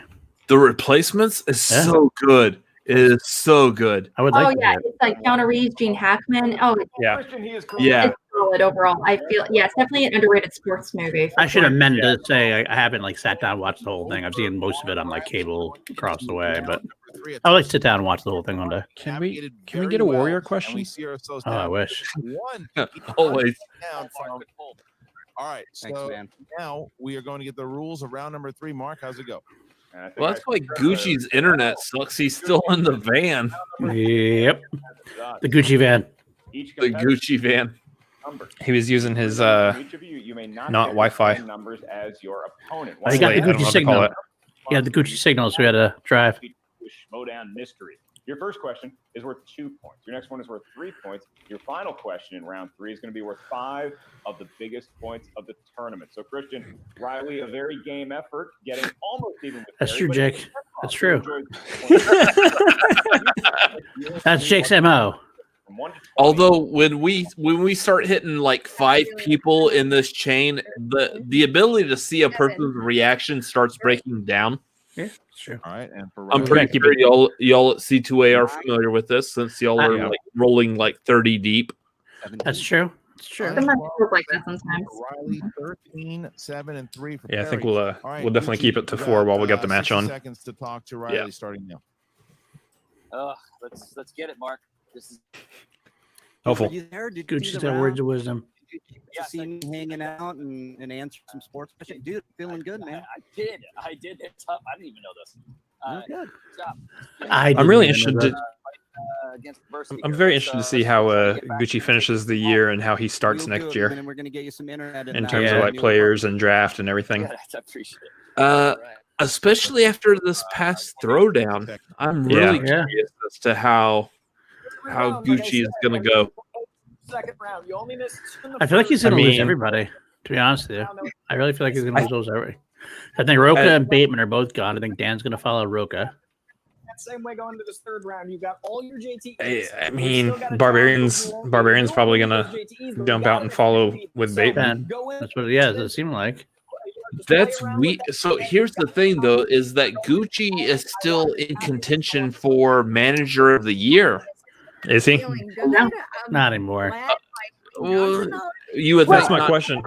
At this point, How the potential redemption story for the Prince Doctor Exchange.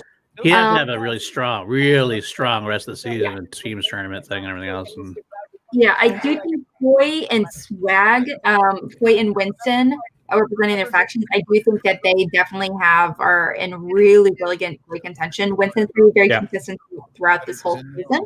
I think Shannon's got a good thing too. Yeah, Koi's been like a sleeper hit so far. Yeah, first category. And Shannon definitely has a good leg up. I think, yeah. Here's your 2 points. Coy, Winston, and Shannon are the top 3. 1997 thriller stars The Game. Love that movie. The Game. Yeah, the Game. Oh yeah. Come on in, Lucas. I love There he The is. Game. Look at that Oh, guy. what's up, Lucas? How's it Hey, going? we ain't seen you for a while. Where's your legs at? Shirt he's wearing. Oh, he's got the Gucci shirt. Nice. Nice. Denzel Washington. Yay. Shorts on right now, though. I know you got to get the shorts back on so we can see that. You know what? Just keep the legs under wrap, and we'll hold out for the next time we have a live event that we get to see him again. Make him that much more I'll have spectacular. to lose a substantial amount of weight to wear those shorts again. Come on. Hey. Nice. Needless to say, I'm down for a Lucas sighting on this stream because I just miss seeing everybody, like anyone who pops up. Mm-hmm. Truly nice. Yeah, it's I remember people. I don't. I really don't. Well, I'm glad Lucas remembers people. Our like ramen food box.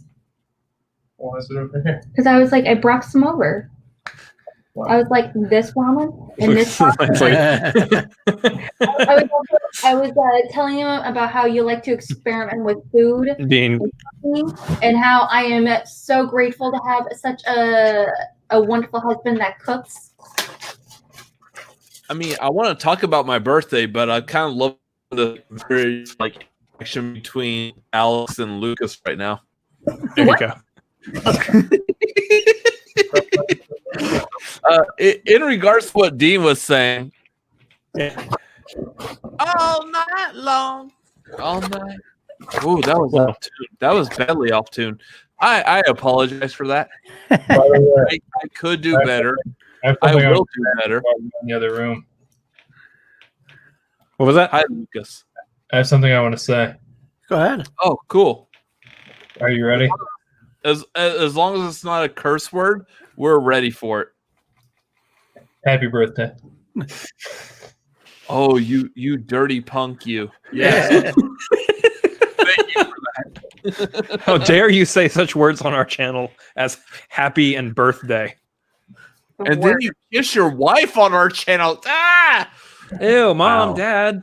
Get a room. Brody to the I'll do it to our cats too.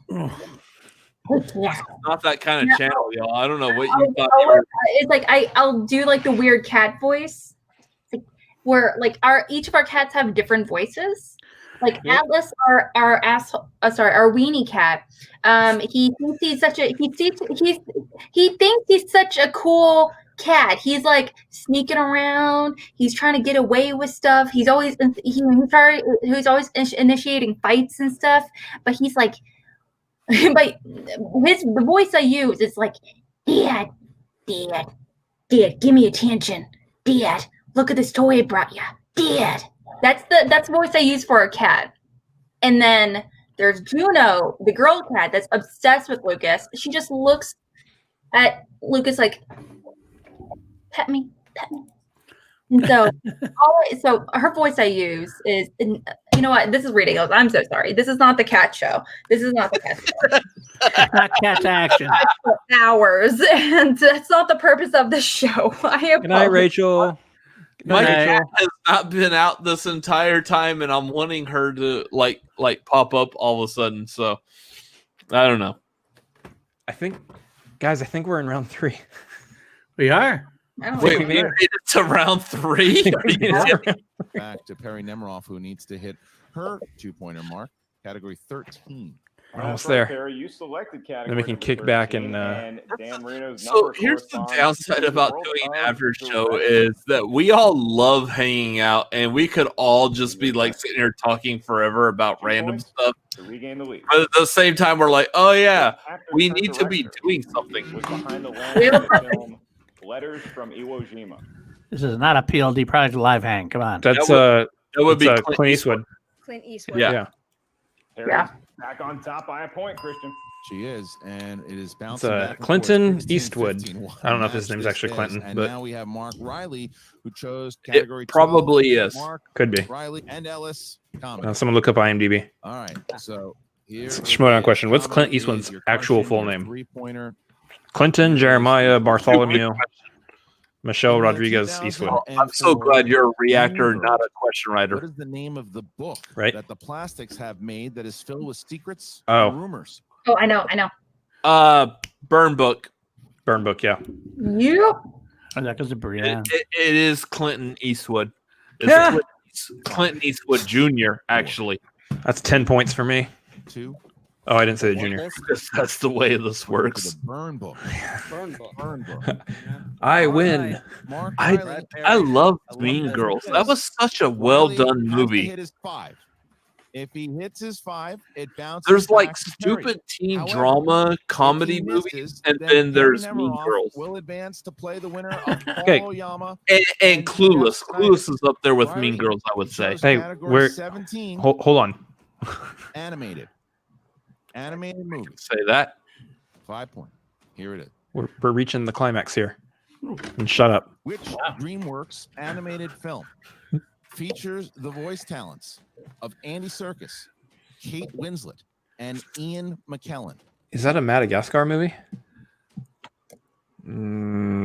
No. I had heard of the answer, but couldn't remember anybody on it. So DreamWorks. DreamWorks, yeah. That's got to be one of the How to Teach Your Dragon movies. How to Train Your Dragon. Flushed away. Yeah. That is correct. Wow. Mark Riley, What was it? Flushed away. Wow. That's a pull. Oh, that's right. That is a Forcing 5-pointer Perri Nemiroff movie hit to her question five about. to win the game, but she Yeah. points here if she hits the 3. But Riley, wow, what a pull by Mark Riley as we now get to Perri Nemiroff. No, I'm never sure about anything. That's right. So yeah, Perri, this does Children wouldn't understand any of those things. ultimately, whether you Their get parents this would. question correct or Also, it's 1:27 a.m. Central Time. I'm pretty sure kids are not watching this right now. No, but advertisement's number They This might will- later. Yeah, no, I get it. nobody's watching this later. pulled it within This is this is our one replay that no one's watching later. in Beauty and the Beast. You're welcome. To the song Gaston, what does he Ooh. use in all of his decorating? Quote. Oh. Oh, shoot. That's a 3-pointer? Yep. Wow. I'm trying to sing the song. Wait. Hold up. Wait. We're looking for antlers. Where he's like, where he's like, than all of my decorating. I've never pulled that. Trying to.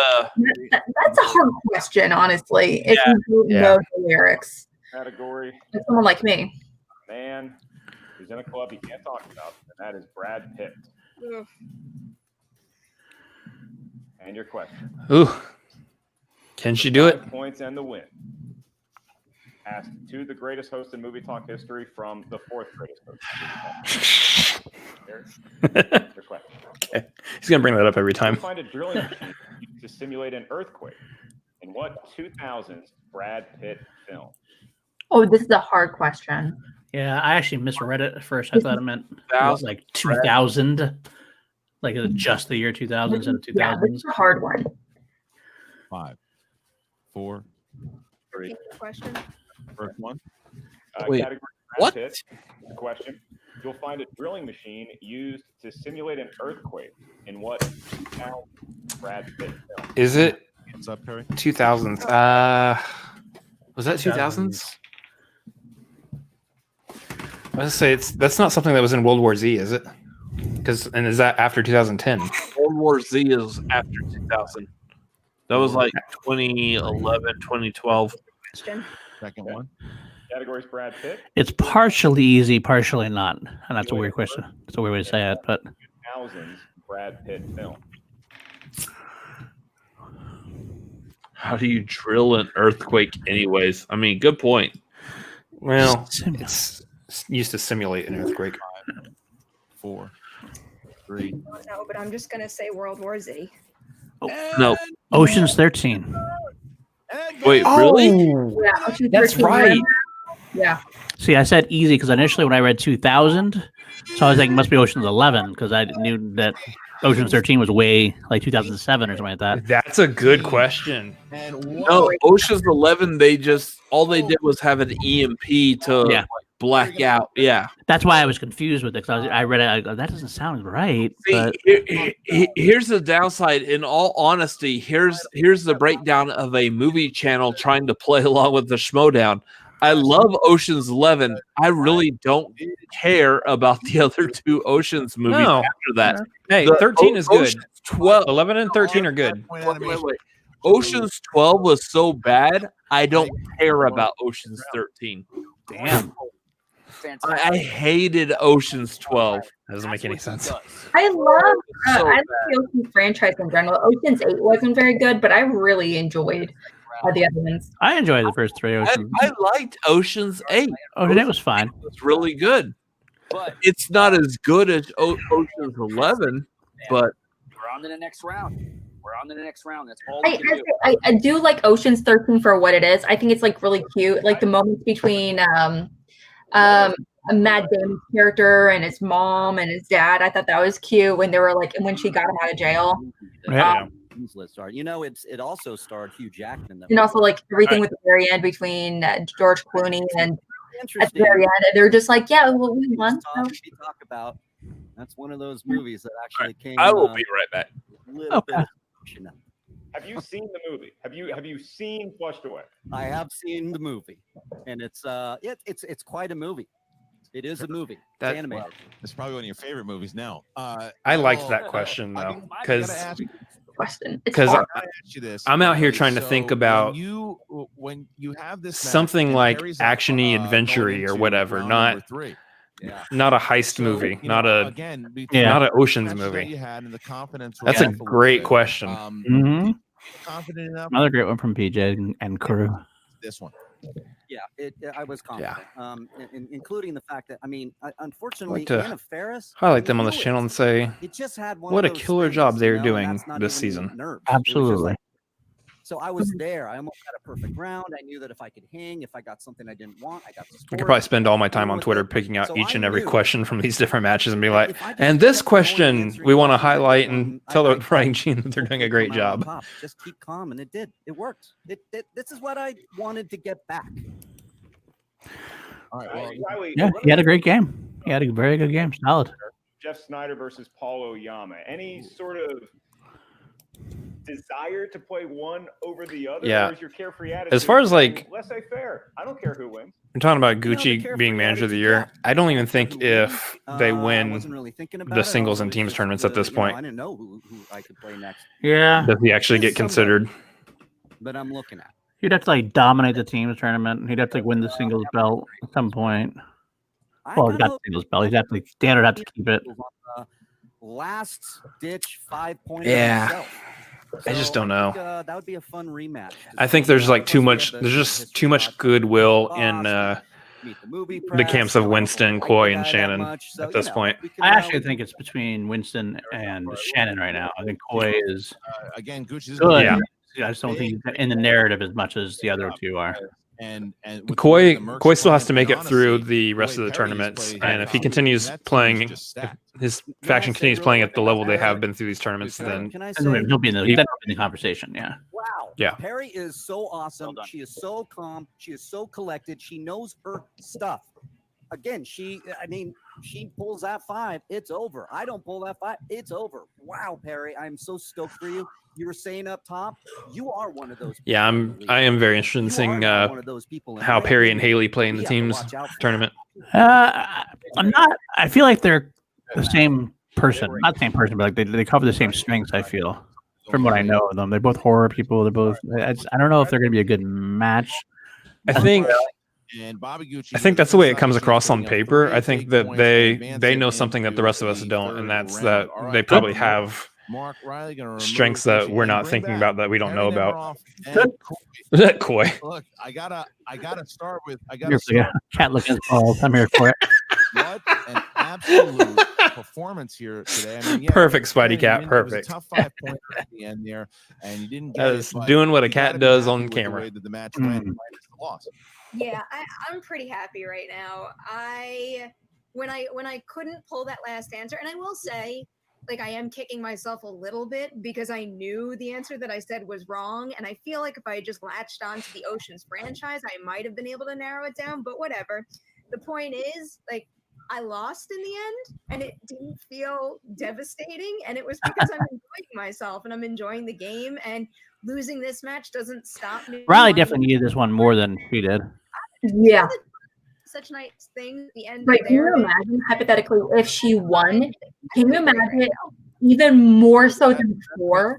All the brackets she would have broken. You're watching this match, and like, I mean, I feel like every season we have the young competitor that really comes out, has like the best upset ever, and and I do think that would have been definitely between Adam Collins and Rocha, obviously, just last week, or Perri Nemiroff, really beating Kamowski. Over. I thought that long pause was either artistic flourish, but in the loss category, or you might pull JTE and like. I'm trying to imagine, like, can you imagine like somebody who's like finding the Schmoedown for the first time, sees this match and goes, "Wait a minute, I know her from the movie screen." Right? Yeah. Perri played incredibly. I liked it. She played even better than the Kalinowski match. We made it all the way to a must. Here's the thing, like that's the way I think a lot of people are gonna find the Schmoedown. I was actually going through, like I happened on the Collider Wiki page for the Schmoedown at work today, and I was going through like the list of everyone who's considered a Schmoedown competitor, which is everyone who's ever actually played on the Schmoedown. And I had coworkers that were watching, and I was clicking on like how many, like actual like famous actors are a part of this. They're like, "Oh, I know Freddie Prinze Jr." Yeah. Hey, granted, he's not a huge staple of the Schmoedown, but intense, whether it's cardiovascular exercise, running a marathon, or it's He's had memorable appearances on the Schmoedown. He's had, yeah. For me, I'm Perri Nemiroff. I'm going to celebrate. And then my coworkers are like, "Wait, you've been on this also? You could potentially play against these people." I'm like, maybe not Freddie Prinze Jr., but yeah. I'm going to come back and keep playing if you'll have me. Well, all right. Thank you again, Perri. I do want to say this was an incredible match. It was really awesome to see. It was as a fan of just this game in general, watching it. You know, even though we're calling it, we're still watching and seeing us bounce back and forth. It also probably felt equally a little more fun because it was Mark Reilly. Oh, without a doubt. But seriously, thank you to all of you guys. I was very, very nervous. I'll be honest. I don't know anyone who has better bangs than Perri. You two run. Yeah, they are banging. I don't know. It felt like the game just. Wow, really, Paul? It's my birthday, and that's what you bring to this stream? I love it. Whether it's teams or singles, I know how competitive you Bring it are. back. I liked it. Bring it back. Because the other half of the Cinefanatics liked your pun here today. All right. I am all aboard that pun. Won a lot of the fans' hearts and minds. Here's the thing. That's why he's Adam's number one. And Perri. Yeah, I guess. This is what I'm looking forward to. I think Perri is right. She didn't feel like she really lost. Perri and Haley, She like as a team, that's gonna be good. You can look That'd at be her fun. performance and say, That'll be fun. "Oh, she doesn't know the game, or she doesn't know, or she doesn't have the knowledge to do it." I know You can't say that. Look at what Danny's she did put in that her round, too. card It in was the like, race I don't- against before we Perry's even bangs. Answer questions. That's true. And then Reilly was right there answering questions. So Perri and Nemiroff That's will the be back fight in right there. singles, But we will see Mark Danny's Reilly bangs in the versus third Perry's round. bangs. Well, yeah, There you Chris, go. I don't think it'd be an Our inaccurate things headline have to moved say to Mark 4 Reilly years. fits in true. Perri Nemiroff's league because Hey, when you know find that your style, once he stick with embraces it. something I like mean, the sky To a is certain extent. borrow the phrase from a legendary band, unchained, nothing stays. I mean, like, once you find your style, sure, that's cool for a while, but you don't stay there. Yeah. Pairing that would be if it's That's how we get like, those random ladies that are like in the with a that are like tall task 60s, ahead of him 60s, coming up within a week. and I mean in their 60s, still wearing their 80s hoof, you know. Yep. That's a good point. I mean, I haven't heard anything about like anyone really criticizing the Rudy Kobe Ace Ventura quaff I have going on here. So Well, there it is. Cheers, Dave. I think because I do love it. Ladies and gentlemen, Mark Reilly. I mean, I've called you Johnny Bravo. Perri Nemiroff. That- okay, fine, whatever. Yes. Mark Reilly advancing into Johnny the next Bravo's more of a pompadour though, which I don't feel like I'm representing pompadour here. You're a pompadour. Oyama and Your mom's a pompadour. Hey, I'm gonna tell you you said that. coming up. Well, then head on over to the Schmoedown. What? I like Pompadour, you know. Pompadour. I barely know her. Wow. Far away. We have a couple more of Eh. coming up. So That has never been a One of match. us. One of us. Patreon.com/Schmoedown. Join today for the great Mark Ellis. All right. I'm Christian Harloff. We'll see you next time. 2.5 hours into this, we made it through the match. Through that episode. Short match, I gotta say. Luckily, it's actually not one of our longer matches. So Yeah, I mean, so Reilly pulled out the win on that, which, I mean, that's kind of what we thought going into it. I would have loved to have seen. Like, let's be honest, as all of us who are after show reactors, stop it, Paul. I know I'm fading. I'm about to tap out soon, I think. Actually, I should definitely head out. I still got questions and everything to write, and I still have to shower before bed. So Yeah. So real quick, after show reactors, there's a lot of work we put into this. This is what I was mentioning earlier. There's a lot of work behind the scene. What C2A does is absolutely amazing. Granted, y'all have like what 100 times more people than we have on Cinefanatics. So well, we do have. I think we have like 12. I think now 13 of us, and each of us has different roles within C2A. But also, there's some people that are heavily involved, and some people that just do specifically like one or two things. Like one person really focuses on doing posts to social media. One person, like some people are more involved with modding, the chats and stuff like that.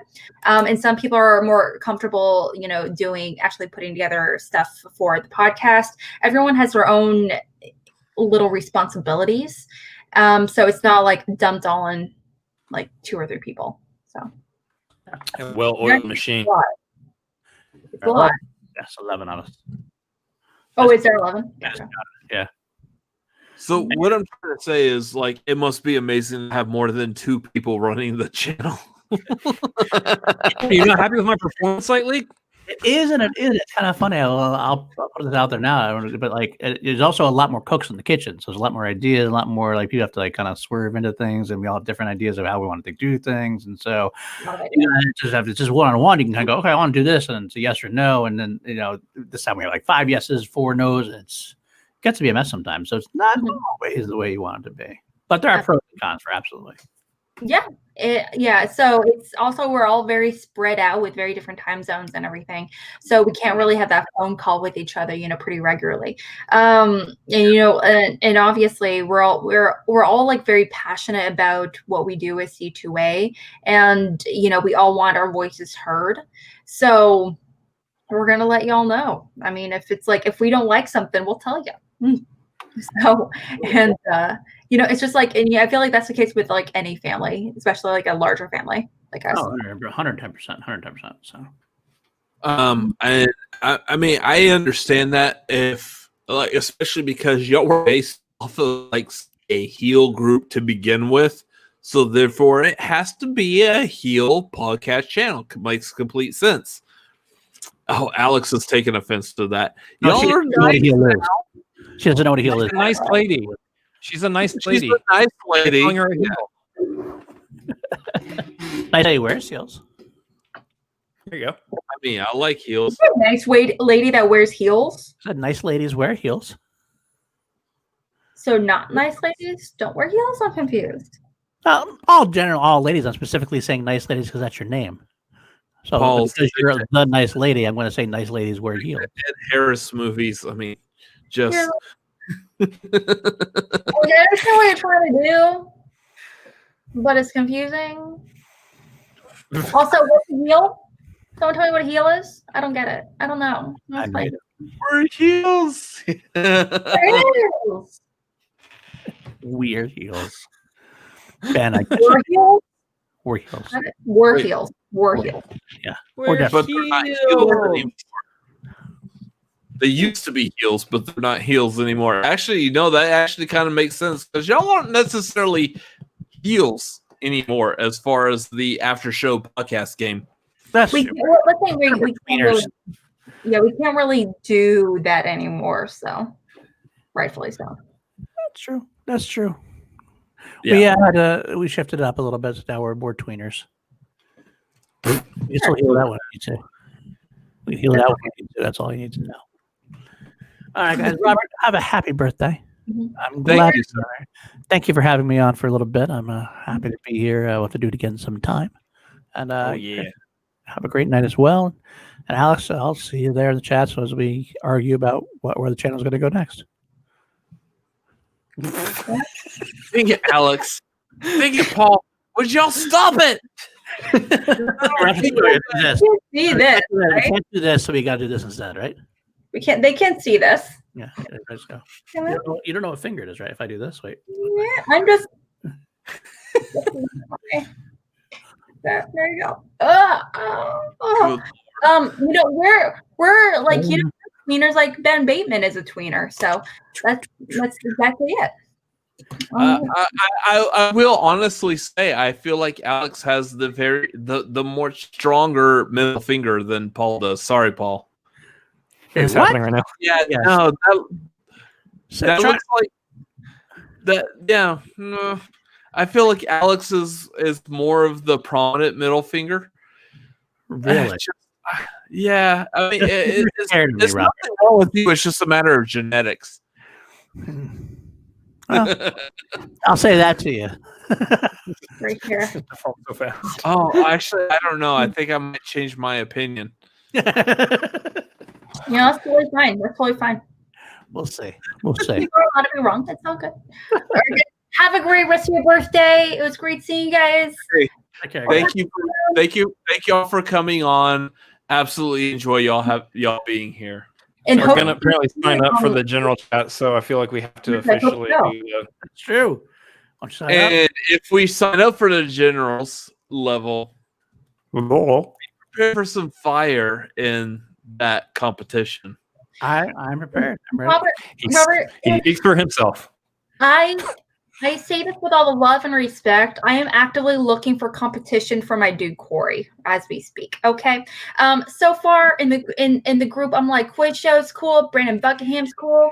But are they competition for my dude Corey? I don't know. But maybe I found some competition with these guys here. So maybe. Who's Corey? The rock questions. He's a competitor I train in the fan leagues. Does Corey have a last name? Quinto. Yeah. Oh, I'm gonna act familiar like with that. I'm gonna act like I haven't seen that name pop up in the Schmoedown Facebook group or anywhere else, and be like, You think you trained a competitor? Oh, he wanted to do this so bad for so long. I know, because Andrew Guy's not going to respond to it, so it makes sense that he wouldn't. So, Guy is actually going to be there at the very end of the thing. So if you do come on in last, for I don't know where you're going to be, because the names would be randomized as far as like when they would be coming out, obviously. So you never know. Just saying, that could be fun. So you're saying at the end of it that whoever wins gets to take on Andrew Guy? No, Andrew Guy and Ben Bateman, they're going to be on helping me announce questions and everything at the very end of the last few rounds. That's all. But also the winner of the last round of standing, our first ever last round of standing, is also going to walk away with a belt, like an actual physical belt. We're mailing them a belt. It's true. Yeah, no, I have belts. Granted, I'm not walking around day to day with my pants around my ankles. I can keep my pants up around my waist. Do I get to take on Andrew Guy at the end of this? That's something for you to decide. Okay. I don't make the decision. Yes, Ryan, the closer is under the competition. That's true. She has. So she will be there. Speaking of closing things, you guys, y'all have a great, fantastic night. Thank you so much for coming by. Take care, guys. Love you guys. Take care. Yeah. Good night, y'all. We're gonna go ahead and close this stream down also too. And we want to thank everybody who popped in the chat tonight. This was a ton of fun. We went absolutely. It feels much longer than it actually was. And it's not like a slight against anybody. That's just this was a lot of fun. It was just fun to chill and hang back and all that stuff for this fool's birthday or whatever. So yeah, no, we definitely want to. It's almost like 2 hours into the next day. It's not my birthday. So we're celebrating his coming 40th birthday, guys. Anyway, yeah. Play PLD. It's very fair. Absolutely. I mean, technically, we probably could. Anyway, guys, if you're still watching, if you're still here with us, there's the Patreon link. If you guys want to jump on and support everything that we're doing on this channel, we're doing all sorts of fun stuff. I know Saturday, I think we're going to be watching Iron Man 2 as a movie watch along, and that's for the $10 tier. So if you want to hop on over there and just come aboard, hang out with us as we watch and chat through Iron Man 2, it's going to be a ton of fun. I am really looking forward to that one. Here's the thing. You have your own opinion of Iron Man 2. Come hear ours, and let's see if it matches yours. I'm pretty sure it does. In places, anyway. But let's have fun, like, actually talking about it and joking and whatnot. So I'm really looking forward to this one. Yep. And then as far as just stuff in general, guys, here's the all the handles. Cinefanatics MLP. Find out what we're doing as a channel. Chris Adams MLP, Robert Adams MLP. That's where you can find out what we're doing as individuals, and we'll also be talking about the channel in those places too. We are the Cinnamon Fanatics. I feel like you're just going through the banners on StreamYard at this point. Some of them, anyway. And then on Tuesday nights, guys. Right now, I think we're still at the 9 o'clock for this next week, but whenever the Schmoedown goes back to two matches a week, we will be going back to the 9:30 time slot on Tuesday nights for the tagline. That's our movie news show. We talk about movies, talk about the movie news, talk about all sorts of that stuff. That's the show where the tagline is the title, and we do that live in feel free to come hang out with us there as well as we talk about like all the different movie news topics, if there is any movie news topics. Here's the thing. Honestly, here's the thing. Those of y'all that are watching right now, I love being able to do reactions to the Schmoedown. Tagline is where I love being a YouTuber. That is our movie news where we talk about movies. That's the whole point of this channel, is talking about movies. I absolutely love doing that show. And if you love something enough, you'll be able to see that within the content. So make sure y'all come back for that, because we need some more viewers on that. Yeah. It's going to be fun. Yeah. It's going to be kind of fun.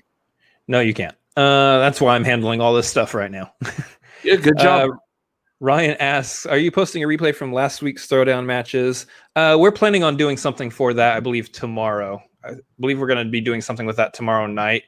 We didn't do a recording of it. We actually did watch it live. So we are going to do like a legitimate, like we are going to be replaying it ourselves.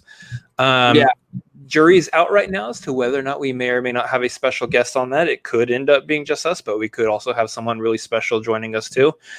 We'll find out. We're kind of doing all the due diligence to try to lock down somebody right now. So we will find out, but we should be doing something for it tomorrow. Provided, of course, I'm guessing the match airs live for everybody tomorrow. So, which I believe it is. So, yep. So, hopefully, we should be doing something. So, come back to the channel tomorrow. We should be doing it then. Anyway, and then Ryan also says, "Happy birthday! Hope you don't suffer too much at work tomorrow." No, I gotta get up at like 4 hours. Ryan, in regards, I am very efficient at planning how my night in comparison to the next day is going to go. So I do have a nice cup of water. I do have food cooking. I will be fine at work tomorrow. So no worries there. Because good Lord, it took a couple of years to try to figure out how to nail that down. If I could go back to my younger self, yeah. Proper food, proper hydration, you'll be fine. There you go. Also, don't do 2 streams in one night, but you know what? I have fun doing these, so whatever. Anyway, again, we want to thank you guys for coming, hanging out with us. It's been a ton of fun. We are going to head out now, so you guys, everybody, have yourself a fantastic night. I can do the normal, as for me and as for my brother. Well, I will actually interject real quick. As for my brother, as for myself, and as for Lola, the cat over here licking herself, y'all have a great night. Thank you for coming for my birthday. And thank you for everybody who popped in tonight and hung out with us. It's been a ton of fun. Absolutely. Y'all have a great evening and good night. See ya.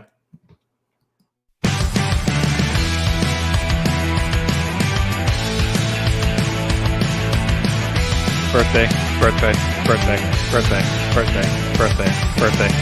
I've got nothing. I'm just saying birthday over and over again.